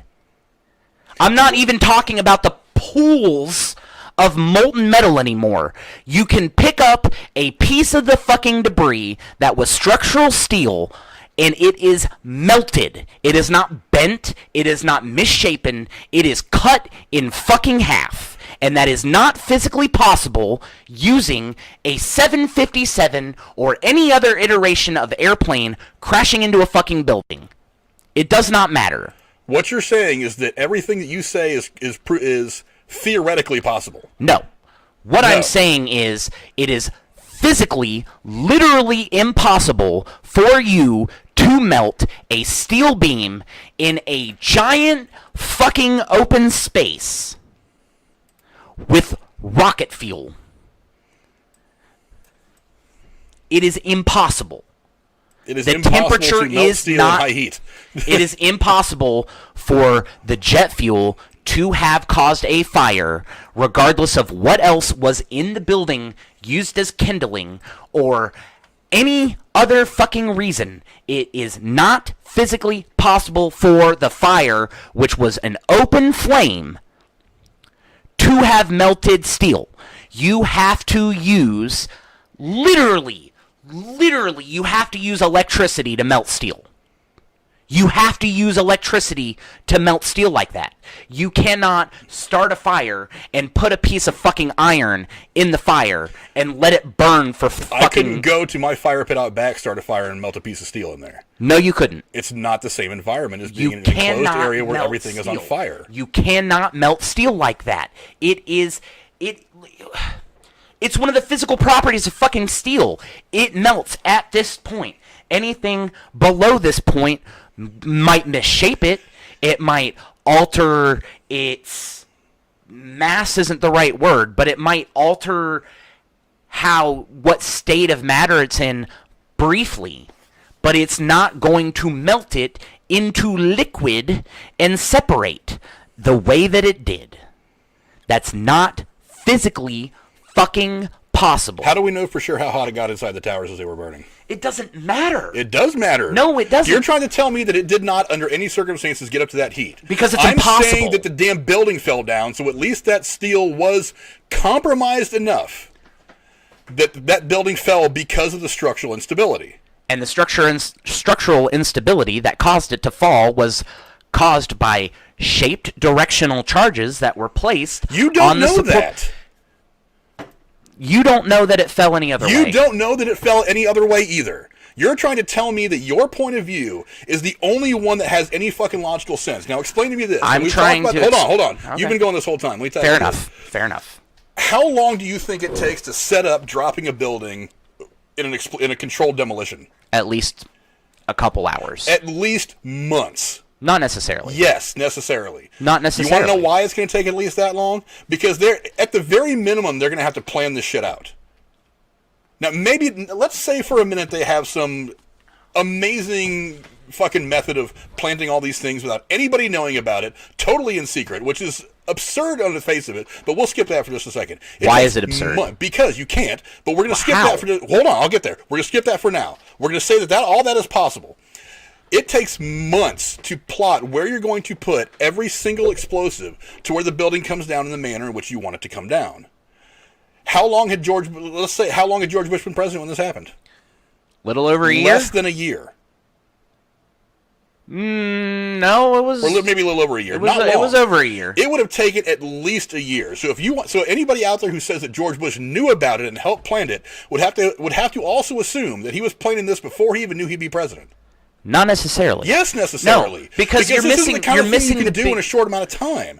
The other thing you can't do is you can't do this with a small group of people. No, you you might can't. have gotten away with it with John Kennedy because only 15 people knew about it, but you can't. But think about the sheer number of people it would take to pull this off. How many people do you think it would take? And that's assuming that it was actually him and this guy who bought the trade centers that insured them and wanted to get the insurance payment for it was not working in conjunction with whoever decided to fly the fucking airplane to the Pentagon.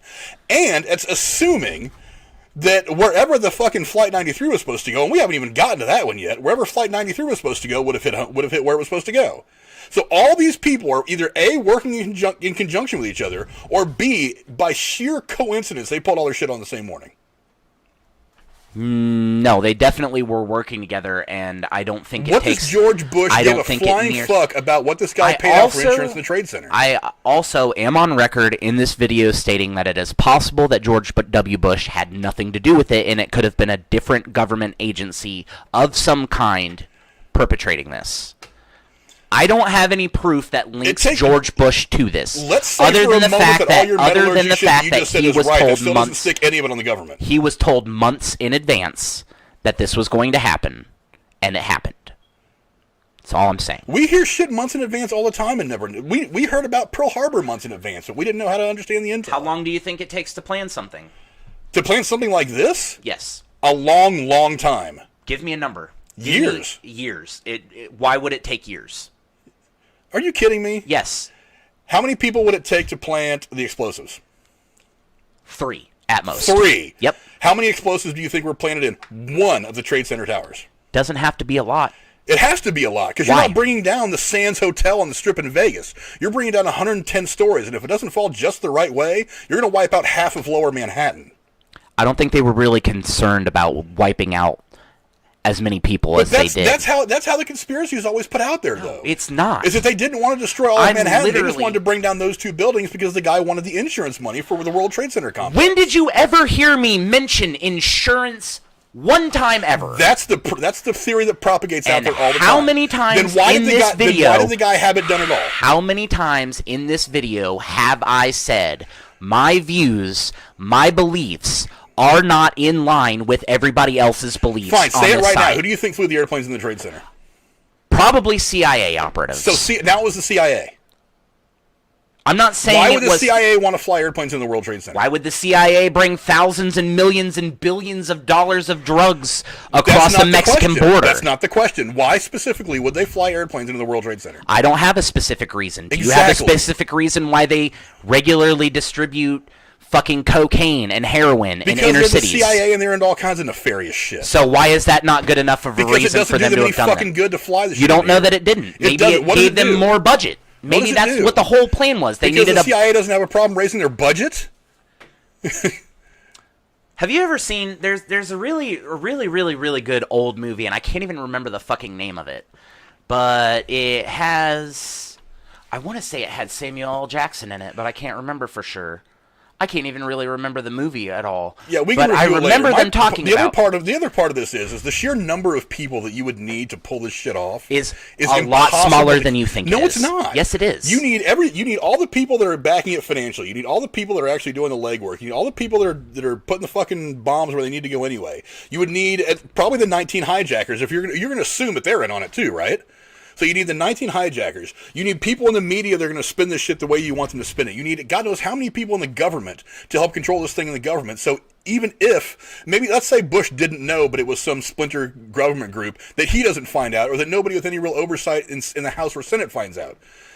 How many people do you think you would need to pull this off? How many people did you need to pull off in this giant... Everything that you just said. What's the small number of people you think? The smallest number of people that I can think of that I would need to pull this off are the hijackers and maybe 19. And maybe 3 other people. And guess what? All the hijackers are fucking dead, aren't they? So 22 people did all this. Possibly. So it's possible. So the 19 hijackers. So the 19 hijackers. Many of them didn't even come into the country until maybe a month before the thing happened. Okay. So let's say that all they did was hijack the planes. Okay. That leaves 3 people to plant all the explosives. Yes. Over the course of how long? Doesn't matter. It does matter. Well, I'll tell you that they had at least. You have to take time to actually carry it out. I'll tell you that they had at least a week to do it. They had at least a week. So in 1 week, these guys plotted taking down the World Trade Center towers, the Pentagon, and almost crash an airplane into something else. That is not what I said. I said it would take a week for them to set up the charges, is what I said. How many charges were there? I don't know. Because it's hard to say that for sure unless you know how many charges there were. It's not really hard to say that for sure because it doesn't take a lot of effort to put something on a fucking wall. Especially something that's sticky. It's not in a wall. That's sticky. You know damn well it's not in a wall. It's got to be drilled into the support loading structures. No, it doesn't. Yes, it does. That's how the buildings come down. No, it doesn't. It doesn't have to be drilled into. My house won't collapse. Because that's not a support structure. Exactly. But if I took a fucking sticky bomb and put it on that wall, the building, at least this part of it would come down. You don't have to drill into shit. The way that shaped explosive charges work, that's how they bring down those buildings, though. Have you not watched videos on this? They drill into the support columns. They're not construction workers, Frank. They're military personnel. They take that doesn't change the method it's done. Fucking thing. They take a single strip of this thing and they put it on the fucking area where the support beams are, and it's a shaped fucking charge, and it's in direct contact, and it sits there. You don't drill it into shit. Fuck, it could have had magnets on it. You don't fucking know. You don't have to drill into anything for a shaped charge to fucking do what it's supposed to do. if you want to bring down a building, you and I both know that they are drilled into the support columns. I don't know that. Yes, you do. They're no, on videos. I don't. Go probably They're not construction workers, Frank. That doesn't change the fact that you do things a certain way. I'm not a fucking space shuttle pilot, but I'd have to move the stick the same way a pilot does if I wanted to destroy that house right there, I would have to go into it with specially designed charges and rig them up over the course of a month in order to bring it down, or could I just shoot a missile at it? You could do either one, but we're not talking about a one-story house. We're talking about 210-story buildings, and we're actually talking about three of steel and concrete. We're talking about 3 stories inside of that building that had charges rigged so that when they went off, the building would collapse in on itself. We're not talking about them wiring the whole goddamn building. So now you're saying that those shape charges that are put around the thing, those survived being blown away by the airplane crashing into them. You already asked me this question about 8 fucking times about 20 minutes ago, and I told you yes. It's in fact, ridiculous. They did. How does that survive an airplane, something as heavy as an airplane flying into it at 400-something miles an hour, and survive the burning jet fuel for long enough to be triggered at a certain time? Why did the plane not come out the other side? It did.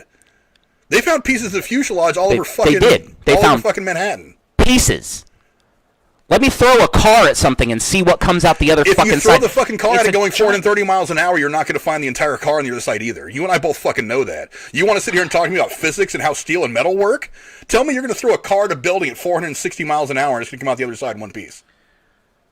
You've seen when the building's made of fucking glass, on the highway where cars wreck into each other going 65 miles an hour, they're torn to shit. But you're going to tell me that you can fly an airplane through a fucking building through a glass window. The entire fuselage is going to come out intact enough on the other side. I'm not saying the entire fuselage, but you and I watched the same fucking news coverage of the airplane hitting the goddamn building, and the only thing that came out the other side was a puff of fucking smoke and shattered glass. A puff of smoke? Do you want to go back and look at that explosion real quick? I'll do it right now. I've already showed you. I'll put it back up here. You're not going to put anything. You're not going to put anything up on the video. You're not going to put anything up on the video and expect me to watch it 35 seconds behind and have a conversation with you while it's happening. Look where they found debris. Where those X's are. They found a piece of landing gear and a piece of the fuselage 3 or 4 blocks past World Trade Center 7. That's where they found this shit. No, that fuselage wasn't going to come out of there in one piece. Of course it was going to come out in pieces. I'm not saying it got shredded driving itself at 460 miles an hour through a fucking cheese grater. Why would it come out in one piece? Why wouldn't it come out in bigger pieces? Because it just flew through the internal steel structure of the World Trade Center. I've still got shit lined up for Bill and Ted. I keep forgetting which one was which when I go to click on this shit. That's why. I'm losing energy. Fly an airplane into a fucking building, whether it be 110 stories tall or 10 stories tall, and see what comes out the other side. Fully fueled, weighing as much as it weighs at 460-something miles an hour. What do you think that plane's going to look like? Fly directly into the ground and be completely rebuilt in a fucking facility. Not completely. Well, you're right, not completely, but they're still putting the whole. You can't tell me that a plane can strike a fucking mountain at full speed, and all of the debris can be recovered in a way that it's still identifiable as an airplane. For one, they acquire enough of the debris, not all of it. They very rarely find all of an airplane after it's crashed into the ground. I'm not saying all of it, Frank, but if I can see a building... You're saying that we should have all of the debris from the World Trade Center, from the planes that hit. I'm saying that we should have seen... Maybe wreckage from that airplane is one of the things that melted up and pooled at the bottom of the fucking Trade Center? It's possible. See? There's part of your explanation right there. But it's not the only thing that fucking did, Frank, and you're still dismissing a huge fact that there are structural fucking I-beams. I-beams. Do you know what an I-beam is, Frank? I know what an I-beam is. We got a part of the I-beam from the World Trade Center down the street. Structural motherfucking I-beams in the wreckage, in the debris of 9/11 at Ground Zero that were melted in half, not melted, bent, and then broken, literally molten fucking steel, Frank, and that is not physically fucking possible. Go build a building, fully furnish it, and fly a fucking airplane into it and tell me for sure. Go buy an I-beam and put it in your fucking campfire for 3 days and tell me if you melt it in half. Funny thing, there's a YouTube video where they did that. They No, put an there I-beam. isn't. Yes. No, there isn't. They put an I-beam over a pool of burning jet fuel, and it started to sag. It did not melt. It started to sag. Yet, I'm still sitting here telling you that it melted. It is melted. It is not broken. It is not sheared off. They also said in this video that just the fact that it weakened it enough to where it sagged, that they could only get that fire so hot, that if you multiplied that by however many times you multiplied it, that yes, you could probably melt that steel. Adding Unless you can tell me exactly what the fucking temperature in there was, it is entirely possible, even probable, adding that it more got hot fuel. enough in there to melt steel. Adding more fuel of the same quality does not change the overall temperature. You can't fucking throw a lighter into a fire. I didn't say they put more fuel in there. I say that there's... I didn't say they put more fuel. I said they put it over a pool of burning jet fuel. And then you said that in and that video... it started to sag. And then you said in that video they explained how if they just multiplied it by this amount of time, it would melt. No, not if you multiply the fuel. If you multiplied the temperature from what it was in that controlled environment to what it probably was inside the buildings when it was burning, they probably could have melted And how steel. would you multiply that temperature, Frank? You've got thousands of gallons of jet fuel burning in a confined space. That's Adding more fuel does not change the temperature. I didn't say it added fuel. What I'm saying is it's in a confined space. It's not, though. It is. You think that building wasn't a confined space? There's a giant hole on one side. Not big enough. And a giant hole and that fire was directly opposite on where of that hole was. And there was another hole directly opposite. I told you already that jet fuel was spilling down the elevator shaft and set fires on the 30th floor that they could see and at the ground level in the lobby.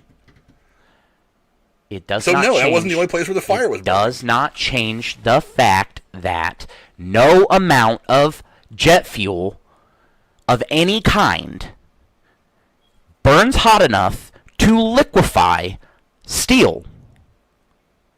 It is not possible. It is possible. No, it is not. It happened. It happened did not live happen. on camera for 1,000 cameras it did on not. that day. It did not. And do you know what the end result was? The end result was 2 buildings falling down. It did not. It did. Go down and go look. You could probably. I don't know where they still have. I'm sure they probably still have steel and stuff that's tucked away somewhere as evidence. I don't know where they keep shit like that. Yeah, I don't. But probably some hangar or warehouse in fucking the middle of the desert. Probably honestly. they keep the wreckage of the space shuttles at a silo in Florida, so it's probably in there with some of that shit for all we know. Maybe. But now let's get to Flight 93 real quick because I want to try to get this wrapped up here in the next 20 minutes. You go ahead and start talking about that for a second. I'll be back. Okay, now. Flight 93, and let me go to my notes on Flight 93 real quick, as I got really wrapped up in doing all the other shit. Flight 93 was, let's see, it was actually targeted, they think now, at the Capitol building. Now, that's the one that they've obviously made the movie United 93 out of. That's the one where the hijackers were actually overrun and decided to crash the plane instead of letting it get taken back over by the passengers. It departed Boston at 8 o'clock. It pushed back from the gate at 8:01. It remained delayed on the ground until 8:42 because of heavy congestion. Let's see. At some point, the cockpit voice recorder began recording the final 30 minutes of Flight 93 at 9:31 and 57 seconds. You can hear one of the hijackers, the pilot named Zayad Jarrah. I'm sorry if I'm butchering that name. I'm not apologizing to him, but anybody the nationality because I don't want to be insulting. They said that, let's see, he instructed the autopilot to turn the plane and head east at 9:35 and 9 seconds. The aircraft ascended to 40,000 feet, which is awfully high, and air traffic controllers immediately moved several aircraft out of its way. And then obviously this thing started to head back east. Let's see, as I'm trying to kill time until Aaron gets back. The total number of fatalities was 44, including the 4 hijackers. It actually crashed. There is some speculation as to exactly when it crashed, but it's believed to have crashed between 10:03 and 6 o'clock in the morning. I'm sorry, 10:03 and 10:06 in the morning. I'm reading that wrong. Now, which flight is this? 93. 93. Now, that's the Pennsylvania one, right? Yeah, obviously we've seen the movie Flight 93. We know what happened. They were obviously intended to go somewhere. I have not seen it. Good movie. You should check it out. But A lot of the speculation on that day is that it was headed for Camp David, which I remember thinking that day didn't make a whole lot of sense. Symbolically, that's where Carter made the Mideast peace accords between Israel and Pakistan and Israel and the Palestinians back in the days that never really worked out. Of course, it's kind of hard to get those two guys to get together in a lunch order, let alone major peace talks. But so some people thought that might have been the target. They ended up after interrogating somebody that they had caught from Al Qaeda. Finding out from him the Capitol was the primary target and that the White House was a secondary target if they couldn't get to where they were going. They actually think that the plane that hit the Pentagon was supposed to go to the White House, but may have switched course and gone to the Pentagon instead. They obviously don't know that for sure because you can't interview the guys because they're turned to dust. But that's whatever. I mean, all these planes ended up where they ended up. This plane, of course, however, was almost taken back by a very brave group of people on that plane that ultimately convinced these hijackers they just should crash the plane instead of getting it taken back by the passengers. And what you're seeing right now is a aerial view of the crash scene from Pennsylvania. There's obviously a memorial you can go see there now. You can actually go check out some pictures of it on the internet. There's actually a pretty cool walkthrough from YouTube that I saw a while back that was really neat. But one of the things that you've always said, Aaron, is that there was no real debris found. I don't know that I've said that about this one specifically, but I could be wrong about that. And I'm not seeing clearly the tail section right there. Whatever it is that you're showing on the screen is not something I see it now. Why is the tail section look unfazed in comparison to everything else? Well, one of the reasons that they put the flight recorders in the tail section of the airplane, the flight data recorder and the flight voice recorder, I thought I had another picture of some stuff, but I guess I was wrong, is because the tail section more often than not is is the one part that tends to survive serious plane crashes. That's fair. That's what I've heard. That's a fair statement, and I've not heard anything specifically about this, but I could believe that. So, and I also had another picture of them using a backhoe to dig out a piece of the engine, but I must have put that in a file that's not where I wanted to put it. So that would be a picture I would like to see if you ever do come across it. Let me. I'm not saying you got to look for it now. It might even be on the computer I'm on. But that is something that I would like to see if you ever do come across it. But the fact still remains that this looks like a scorch mark in the ground and a tail fin. Oops, Flight 93, not Flight 9.3. I've seen pictures of other airplanes that have crashed in similar manners to this, and they are far more intact than this one is. Well, it's kind of hard to. I think you'd have to agree with this. It's kind of hard to anticipate how an airplane's going to react when it crashes. True story. I'll give you that. I mean, you can't. Oh, here's a picture right here. But why is there so little? This picture doesn't make sense to me. Also, while you're doing all that, I've got something that I would like to bring up because in front of me, and I wish that I had the ability to do the same screen sharing thing that he's doing right now so that you all could see this. But you can find this really easily. All you have to do is Google Flight 93 path, and in the image searches, this will pop up. And it's a map of where it's the route that the plane took, leaving New York City. It looks like just. I've actually got all four of the flight tracks. That's fine. I can put those up here in just a second. The one specifically I'm looking at also has sections where it's time stamping when other things take place. So at 10:03 is when the crash happens. 10:03 a.m. is when the crash happens in Somerset County, Pennsylvania.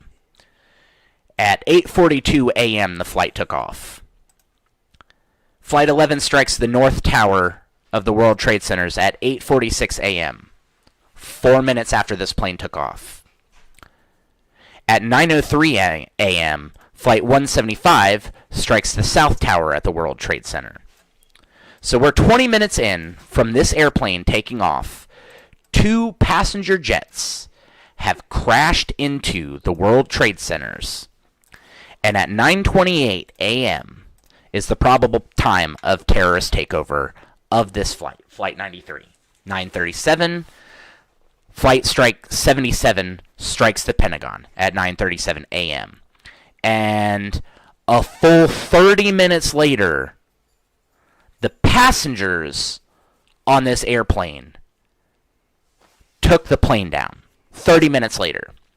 So we have 3 different instances prior to this one hitting the ground. 3 different instances of giant passenger aircraft. Oh, and by the way, do you know why we have these flight paths? Do you know how these flight paths are public knowledge? I really don't. It's because every single passenger aircraft, and even non-passenger aircrafts, we just don't have access to those, have transponders built into them so that people in flight control towers across the country can monitor where these planes are so that something like what happened in Breaking Bad doesn't happen in real life. I didn't watch Breaking Bad, so I don't know. Well, in one of the seasons, an air traffic controller is fucking depressed because his daughter OD'd, and he's not paying attention, and 2 airplanes cross paths in the sky and collide. Oh, well, that sucks. It does suck. But that's what these people do for a living. They track these airplanes to make sure they go from point A to point B and don't hit shit in between. And the second one of them goes off course, they're immediately contacted to confirm what the fuck is going on. There's standard protocols, standard procedures. And after the first fucking plane hit the World Trade Centers, the entire fucking country should have grounded all aircraft. That is part of the fucking procedure when something like this happens. Aircraft are grounded. I don't think they ground everything in the country when there's a plane crash. No, when a plane crash happens like this, they do. When it is used for a... Because I don't think they closed all commercial air travel until I think it was like a Pentagon day later or something. Oh no, it was like that day, but I think time-wise it wasn't until I think it was either around the time or shortly after the Pentagon was hit. But the protocols that are in place and that were in place mandate that they be grounded from wherever they are to prevent more from happening. And then a second one hit, fucking less than 20 minutes later, a second airplane hit the second tower, and all these planes are still in the air. A full fucking hour, longer than that, longer than an hour from when the first one struck. This one was brought down by the people inside the airplane. Yet we have entire teams of military personnel whose entire premise of their job is to get into a fast-moving jet and escort planes that are off course to the ground. And we had four passenger aircrafts go off course in the span of an hour and 20 minutes. The first one hit the building at 8:46, but it was off course well before 8:46. And I should bring this up. Let me look up let me bring up the Flight 11 path. Flight 11 path? I'm not going to find the same fucking kind of Flight 11 image. or Flight 93? Flight 11 is the first one that struck. Where is Flight 11? That's Flight 77. American Airlines Flight 11 took off at Boston, and I don't have any fucking information past that. Does your notes say when it took off from the airport? I don't think I put it... Actually, I've got all of them right here. At 8:16, the aircraft leveled off at 29,000 feet, and shortly thereafter deactivated its Okay, on the screen right now, I've got an overlay of all the flight paths for all 4 airplanes on that day. Yeah, but this isn't the same one that I have that has fucking timestamps for everything. It looks like... You talking about Flight 11? Yeah, Flight 11 took off. Okay, so off. Flight 11 took off, went west. Went like a west, yes. Slightly northwest. It went on its proper flight path, which looks like it was going to northern New York. I don't see anything on here. It took off from Boston. It was going the correct distance, and at 8... Hold on. Where is it? At 8:13, it changed its course. At 8:13, it started to change its course and shut off its transponder. And it didn't strike the fucking World Trade Center Building 11 until 8:46. At 13 is when it started disobeying its projected flight path and turned off its transponder and just basically went a completely different way. Stopped responding to air traffic control. 8:13, and it didn't strike the building until 8:46. That's 33 fucking minutes that it was in the air, not doing what it was supposed to, when we have teams and teams of military personnel who within minutes would have been in the air escorting this plane to where it was supposed to fucking be at. Because that is the standard protocol when an airplane stops responding and stops going where it's supposed to. And they didn't. And not just that one, but a full hour later, another airplane, Flight 93, was brought down by people inside, not escorted to the ground like is standard protocol, not shot out of the fucking sky, brought down by passengers on the fucking airplane. And that's not even one of the biggest fucking problems I have with these airplanes being hijacked by what did you say it was, 19 people? So I've got on Flight 11, I've got 5 on each flight except for I think one of them had 4. Yeah, and that's what like that was the whole 93. 20th hijacker. Flight 93 was the one that only had 4. So 5 people on each airplane took over an airplane with fucking box cutters. They also had fake bombs. Box cutters. No, not just box cutters. They also had fake bombs. I have literally never once heard that they had fake bombs. At least one of the airplanes, somebody had what looked, well, in some of the calls that came from the sky phones, they had told people on board the plane told loved ones that they had what looked like bombs attached to their chest.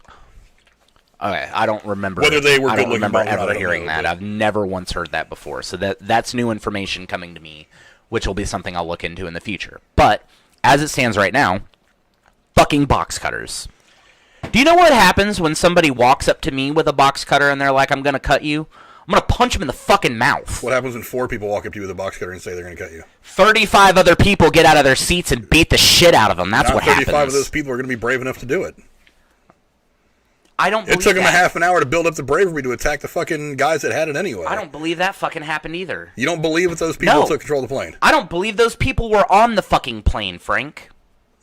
Really? Yes, really. Oh my god. They called using cell phones. Only a couple of the calls were cell phones. Most of the calls were from Sky phones. Any of them being on cell phones And is on fucking top of ridiculous. that, I don't know what altitude they were at when they made those phone calls. I see you tagged me, Jennifer. What did you tag me in? Oh, no, that's probably you that you got tagged in. Never mind. But I got the pictures up on screen right now. The one on the left is the one of the backhoe digging a piece of the engine out of the ground. Good, I can't wait to see this, actually. It'll come back up in a second. The other one, and there it is right there. Now you can Why see does this keep going off alive? The other one is... Is that actually angle, confirmed a piece of... It's in the art. I don't know. It's in an article. What's on Google and Okay. whatever. It comes up with all the other stuff that I bring. There's a million different pictures. Some of them were decent. That was one of the ones that actually showed the piece of the engine. At least that's the caption with it. I wasn't there. Fair the enough. other one shows the angle and the attitude in which the aircraft hit the ground. It was inverted at a 40-degree angle, I think. Look at it. What? Yes, it was inverted at some kind of crazy angle. That's like a... that's about a 40-degree angle. And it hit it's 40, 45, something like that. It's at a weird angle. Inverted, so upside down. And it hit the ground going, let's see, I lost where it said how fast it was going. I think you said earlier it was Look at the 500, and this is Flight 11. That one was going... It's behind this one. No, it's not. Oh, hell. I should have highlighted this shit. Here we go. Flight 93. Pull it down. 563 miles an hour at a 40-degree nose-down inverted attitude, which is what you can see in the picture on the right. The impact left a crater 8 to 10 feet deep and 30 to 50 feet wide. But from the other picture, it didn't have a crater at all. Let me pull up the other picture. Well, you can hardly tell how deep it is there. I mean, hold on, because... Oh, I paused. That's why. Go back to live. Yeah, you can't necessarily tell how deep it is from this picture. I mean, are we? I don't really know, but again, who the hell knows? I still don't have it up. Who the hell knows what's going to show up once I know. I just think it's a feed that's kind of behind. But who the hell knows what, like I said, what a plane is going to do when you fly it into anything going a high rate of speed. But they're literally. You said there was a crater, and I don't see a crater. Well, you can't tell how deep the crater is. I mean, they also said the crater. I mean, as far as craters go, they said it was 10 feet deep. 10 is not very deep. That's kind of weird, but I don't think they drugged the plane out there and then exploded it. If the plane struck at a fucking... First of all, if it struck like that, none of that makes any sense. This image that you have on the screen right now, which is the wreckage that shows the tail fin and what basically amounts to scorch marks and small debris, does not support a plane hitting the ground at what amounts to a 45-degree angle.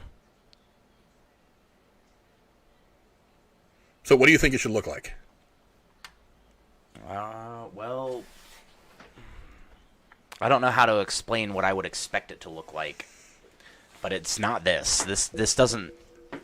Because it's really hard. Because I'm not doubting that a plane landed here. I'm not doubting that a plane was brought down here. I'm just saying it wasn't brought down by the people inside the aircraft. It actually wasn't. It was crashed by the terrorists because they figured they would crash it rather than lose control of the aircraft. I don't remember hearing about that either. As far as all the reports go, they chose to crash the airplane because they were going to lose it at some point. The report I actually heard was from a man who was supposedly on the aircraft talking to his wife saying, "We're going to bring it down." And then on that call, there was struggling, and then the plane, everything just died. Okay, well, they've listened to the cockpit. They actually got the voice recorder and the flight data recorder from this site. And they have heard in the background as the whoever was flying the airplane decided to go ahead and crash it. He was saying the prayers and all that, and he could hear. I haven't heard the recordings. I'm sorry, but they said that they had heard in the background that the terrorists that were outside of the cockpit were losing the battle and crying for help and things like that. And that's when they decided to crash the airplane rather than to eventually have it taken back by the passengers. That's. Again, I haven't listened to it, but that's what all the reports have said. Why would they do that? Because they didn't want to lose control of the airplane. They figured better to crash it and kill the people they had on board than to lose control of the airplane and maybe one of those people maybe being able to land it or put it down in a way where everybody wouldn't die. They figured kill everybody you can since you're obviously going to have trouble making it to where you want to go. Look, nobody says that terrorists are terrorists because they make sense. but people usually perpetrate things like this and follow through with the plan as much as they can. They don't just need. Well, that's what I'm saying. They followed through as much as they could. They figured they could kill the people on the plane by crashing it. They were planning on dying anyway, so it wasn't like they were trying to get away. They just figured we're going to kill the people we got on the plane, since we obviously are not going to be able to make it to where we want to go, whether it be at the Capitol or the White House. And, really smart, we talked about that. More the plane had to be intact or everything disintegrated. No, that's what I was telling Aaron earlier. The reason they put the cockpit voice recorder and the flight data recorder in the tail end of the plane is because in the vast majority of airplane crashes, the tail section is the one section that survives relatively intact. Obviously, they didn't find them at the... I don't think they got the one at the Pentagon. Obviously, they didn't find them at the Trade Center because everything got pulverized there. While I agree with what you're saying, Frank, that it is possible for shit to be weird. It is in this instance of that image that he's referring to. I actually agree with him on this. I don't think that's probably what it is. That's probably why that picture looks so wrong, because that tail fin looks completely intact. Well, it's disturbingly perfect. I mean, it's there. Are you telling me it was wheeled in after the fact? No, I'm not. Again, I don't know how all the parts of the plane react when it crashes. This particular crash is not one of the things that I am well versed in. I've more focused on certain aspects of the Twin Towers, and I focused heavily on the Pentagon. But you're saying all this stuff is all together at some point, right? It's all orchestrated by the same person. Well, no, not that's another thing. It's not entirely possible for. It's not entirely impossible that some of this stuff wasn't perpetrated by the same people. It's stretching to say that it wasn't, but I don't know. And you're right. You're right. Really smart. That tail fin does look rather pristine. I think you can't tell from this picture. I'm not saying that a plane didn't land here. I'm not saying that this debris isn't from the plane landing here. I'm saying this picture looks wrong when literally nothing else of the airplane survived in that size, and this tail fin looks like it wasn't even damaged. I'm trying to find something better. Like, there's not even you can't even see the fucking bench seats anywhere. Are you kidding me? Well, they did fly into the ground at 500-something miles an hour, so they then may why have the been fuck is underground. the tail fin in perfect working condition? Like I said, I don't know how airplanes react when they crash into things. That's not what I do. It's fucking wrong, is what it is. It's whether or not it is factually wrong, the image is by definition wrong to look at because it's so bizarre. It's unsettling to look at an image where it shows literally 1/10 of a fucking airplane perfectly intact, and the whole rest of it not. Some shit like this off when there was good digital photographs and not this grainy shit. Because people are still looking for Bigfoot. That's why. Uh-oh. Shots fired, bottles. Yep. Goddamn right. Now, God, these pictures are all grainy crap. I can't find anything any better than that one. Lots of computer-rendered stuff, but that could say anything. Look, let's start to wrap this thing up. Look. He also made a point that I missed earlier, but I don't want to fucking deal with that right now, so we'll save it for next year. Are we going to do this again next year? Next year's the 20th anniversary, we better. And like I said, I'm going to come with way more prepared material. Next year, we're going to block off the whole fucking day, because by then we'll have enough viewers where we can start early, have guests come on to shit on them the whole time, and then in the evening shut it down. Well, we're doing a fucking 12-hour live stream next year. Don't miss it. Oh, well, we'll consider that. We may have to get a lot of people in on that call. But, okay, let's start to wrap this thing up. Okay, bottom line is, some crazy shit happened that day. And let me go back to the main view. So, some crazy shit happened that day. We're not going to know all the truths. I don't think we ever will. I don't think we'll ever know all the truths about the Kennedy assassination. I think that there was probably, as I said, I think there was a lot left out of the 9/11 report because, quite frankly, some things don't need to be put out there for public consumption. There's a reason for that. I don't like it, but there's a reason for that, so I understand it. Here's my problem with conspiracy theories in this particular case. It to a point, and I'm not saying this is what you're doing, it to a point seems insulting to the people who were killed that day. Like I said, I'm not saying you're doing it. Yeah, but there are people out there I really do agree with you. It drives me fucking crazy. But there is no help that you give to people when you carry on and on. Like, if you were to walk up to somebody who lost a father or a brother or a son or daughter or whatever that day and said, oh, well, here's what really happened, government conspiracy, government did this, Bush knew that, they would probably spit in your face, if not straight up punch you in the throat. And they'd be well within their right to do all that because it doesn't do them any good. True. It doesn't change their loss. It does not change their loss, but I think it's more rewarding to know the truth behind something than it is to blindly believe a lie. But it's not blind. There's evidence. There's evidence both ways. There's more evidence one way than the other. I disagree. I don't, because if any of the evidence that you've tried to put forward today, and even some of the stuff that you didn't, because there's probably a bunch of shit that neither one of us know about this whole thing, on our particular sides, it wouldn't really change anything. And I've told this to people before. There's a police detective that I know who's told me before that when you investigate a case, you find 100 pieces of evidence. 98 of these pieces of evidence are going to say that, Colonel Mustard did it in the billiard room with the pipe. But there's going to be these 2 pieces of evidence over here that say something different. And you don't know how they fit, or if they fit at all, but you have to acknowledge that they're evidence. But do you let those 2 pieces of evidence outweigh the 98 pieces of evidence that say this thing?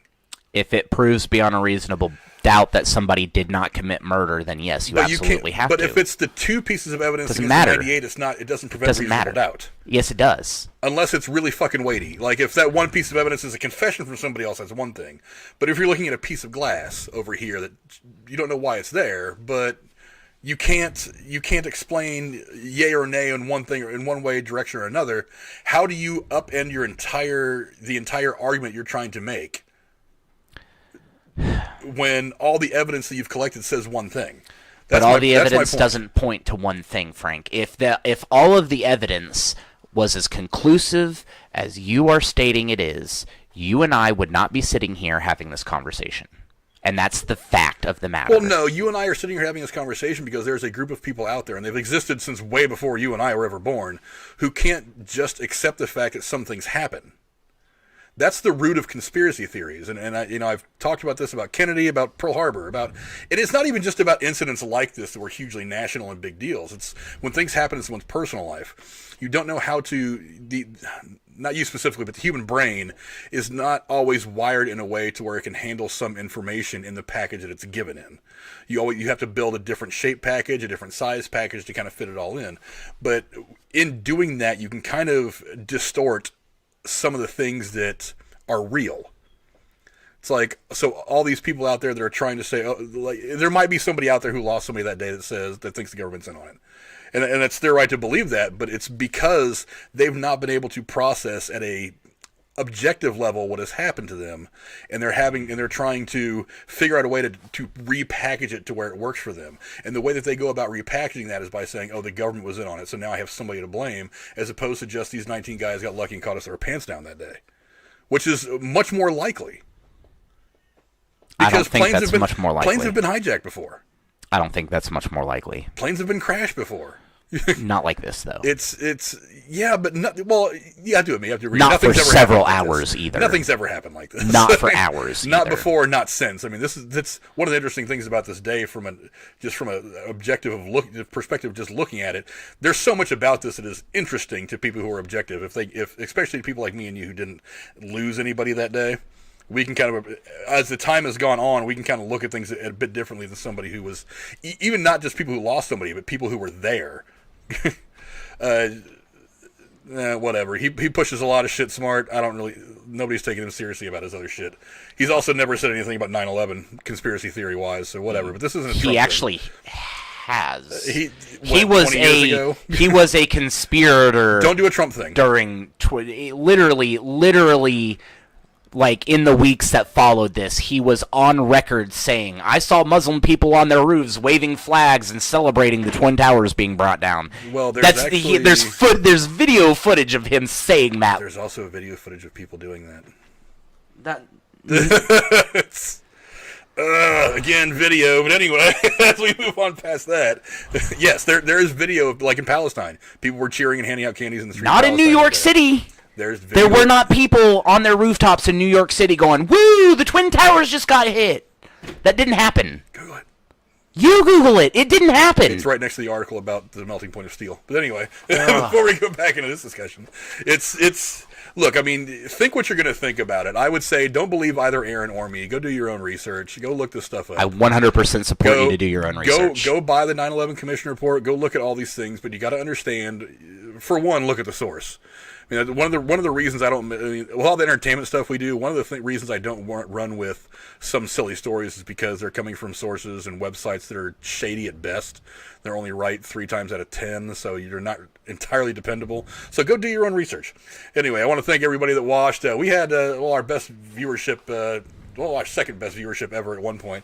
Casey, thanks for chiming in and donating a lot. Really smart. Boy, we may have to get really smart in on this for the next time we try to have I agree. like this. Really smart. Jennifer says hi. And she's still throwing at my face as she won Cards Against Humanity the other night. But, yeah. So thank you guys. We went about a half hour longer than what I intended on doing, but and we probably still didn't scratch the surface of all this stuff. But we may do this again at some other time. So thanks a lot, guys, for watching. Aaron, say goodbye to everybody. Bye, guys.